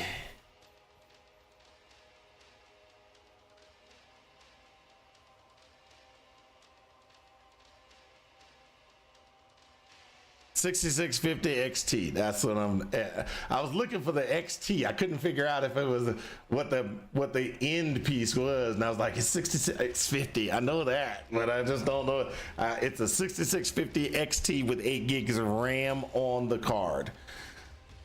And just so you know, I'm running an AMD Ryzen 7 2700 8-core processor with 16 gigs of RAM. That's what I'm I'm running in my game box, in my gaming box. So it's a 8-core, 16-thread processor, 16 gigs of RAM with a 6650 XT with 8 gigs of RAM, GDDR6. Yeah, it's actually pretty. It's a pretty decent card. Pretty decent card. I like it. As you can see when we're playing and stuff like that, it actually is pretty good. So that's what we'll do. Tomorrow we'll go ahead and we'll do a build and build the box if I go buy it. Because I'm buying a new case, new power supply. So it's a case, power supply, motherboard, CPU, liquid cooler, motherboard, power supply, liquid cooler, something else, RAM. Oh yes, and 32 gigs of RAM. So I'm gonna go pick that up and see if I can pick that up today. But that's pretty much the plan. The plan is to go shopping, and when I go shopping, I'm gonna go pick that stuff up. Oh yeah, always. It definitely. I usually build my machines, which is funny. A lot of people don't realize this, but I build my machine and it lasts me for at least 5-6 years. The box that I'm running right now, the 16 gig box, was built at least 5 years ago, maybe 6 years ago. I know a lot of people go, hey, I got to get the brand new, hottest, newest thing. But for me, it's like, as long as it works, I'm not trying to change it.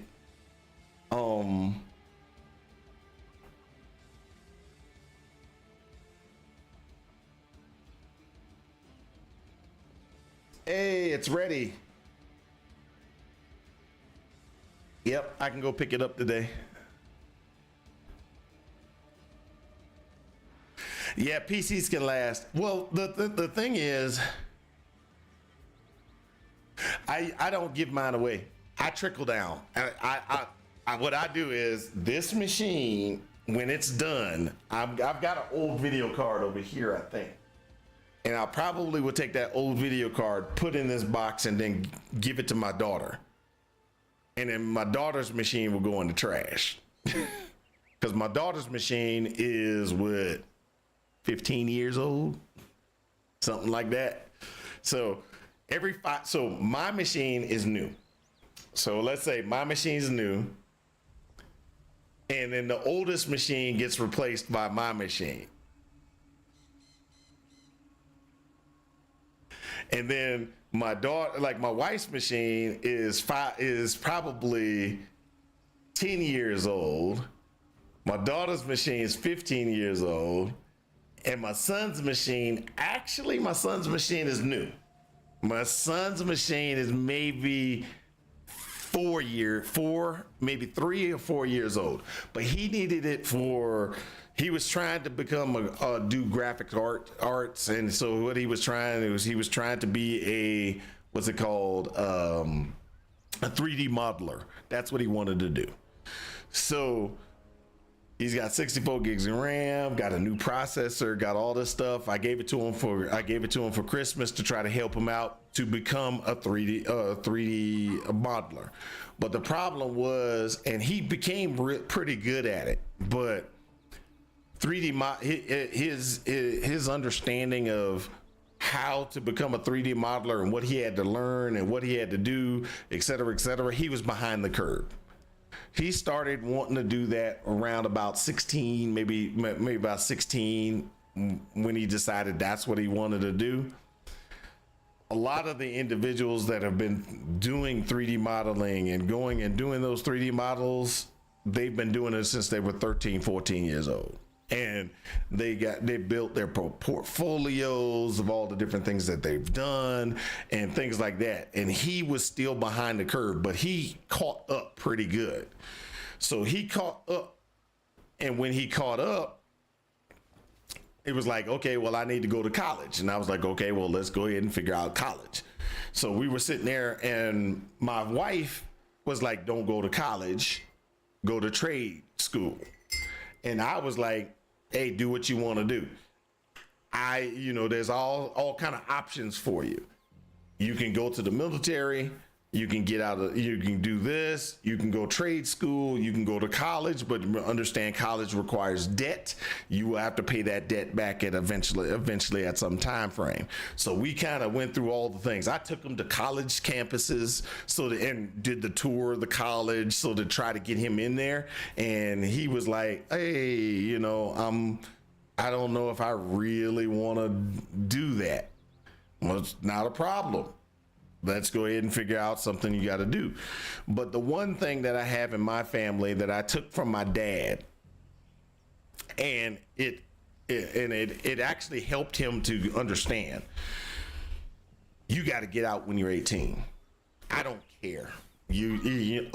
But if you're not in school, in other words, if you're not in school, I'm being responsible for you in some fashion or some way. You got to get out. And what that does is it forced him to actually realize, I got to do these particular things to be better and be a benefit to society. So that's what happened. So he was like, okay, well, and he was like, I need to figure out what I got to do. So he was going to campuses trying to figure out if he was going to school. He went to the military, checking on the military stuff, and he was like, okay, and then the one thing he did not even look at was trade schools. Becoming an electrician, becoming a plumber, becoming a HVAC engineer, any of that stuff. He was like, not even interested. So that's, but that's one thing that I think is a very good thing, because it forced him to actually become, to get out. Now, then he went to the, He went to the military. And when he got in the military, he learned. He was like, life is not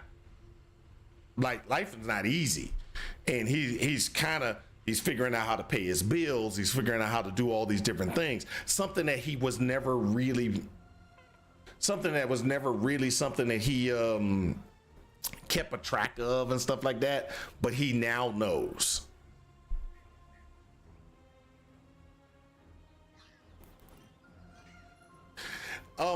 Trade schools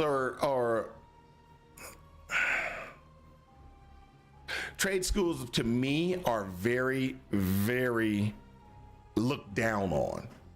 But I'm sorry to say, we don't have enough tradesmen. We don't have enough electricians. We don't have enough plumbers. We don't have enough civil engineers. We don't have enough of these individual people that do the infrastructure type work type stuff. We don't have enough of them. And it pays well. Yes. You have electrician companies that are sitting there and they're like, hey, if you work for us for 5 years, get your journeyman electrician or you apprentice with us, do this other things. There's some companies that are paying $100,000 contracts to be an electrician. Yeah, that's what I think is the thing that a lot of people don't realize, that society is kind of pushed down and looks down upon the things that we need to be able to survive. I can understand that, but when you start thinking about it, those guys, without them, where would we be? Let's just be honest. Without them, where would we be? Huge respect for those dudes. And that was one of the things that I also taught my son. He always asked me why I was always, when we go into Burger King, going to McDonald's, go to the grocery store or in Walmart or something like that, I'm always hey, how's it going? How are you doing today? Da da da. While I'm getting checked out, I'm, talking to these people and everything like that. And I told my son, I said, the reason why I'm very respectful to those individuals, and even though I make way more money than them, the point that you got to understand is I'm not doing the job. I'm not willing to go in and flip burgers. And if I'm not willing to do that job and that person is willing to do that job, you got to give them respect. Because if they weren't doing that job, where would you be? What would you be doing? Where would you get the things that you need?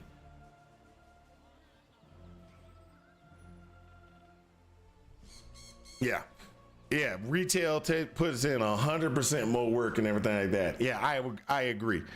And that's the thing. That's the thing that I think is very, that's the thing I think that a lot of people don't realize is, they doing that, man. The dude who's mucking out the toilet, he's doing something I don't want to do. Why should I look down on that dude that's doing something I don't want to do?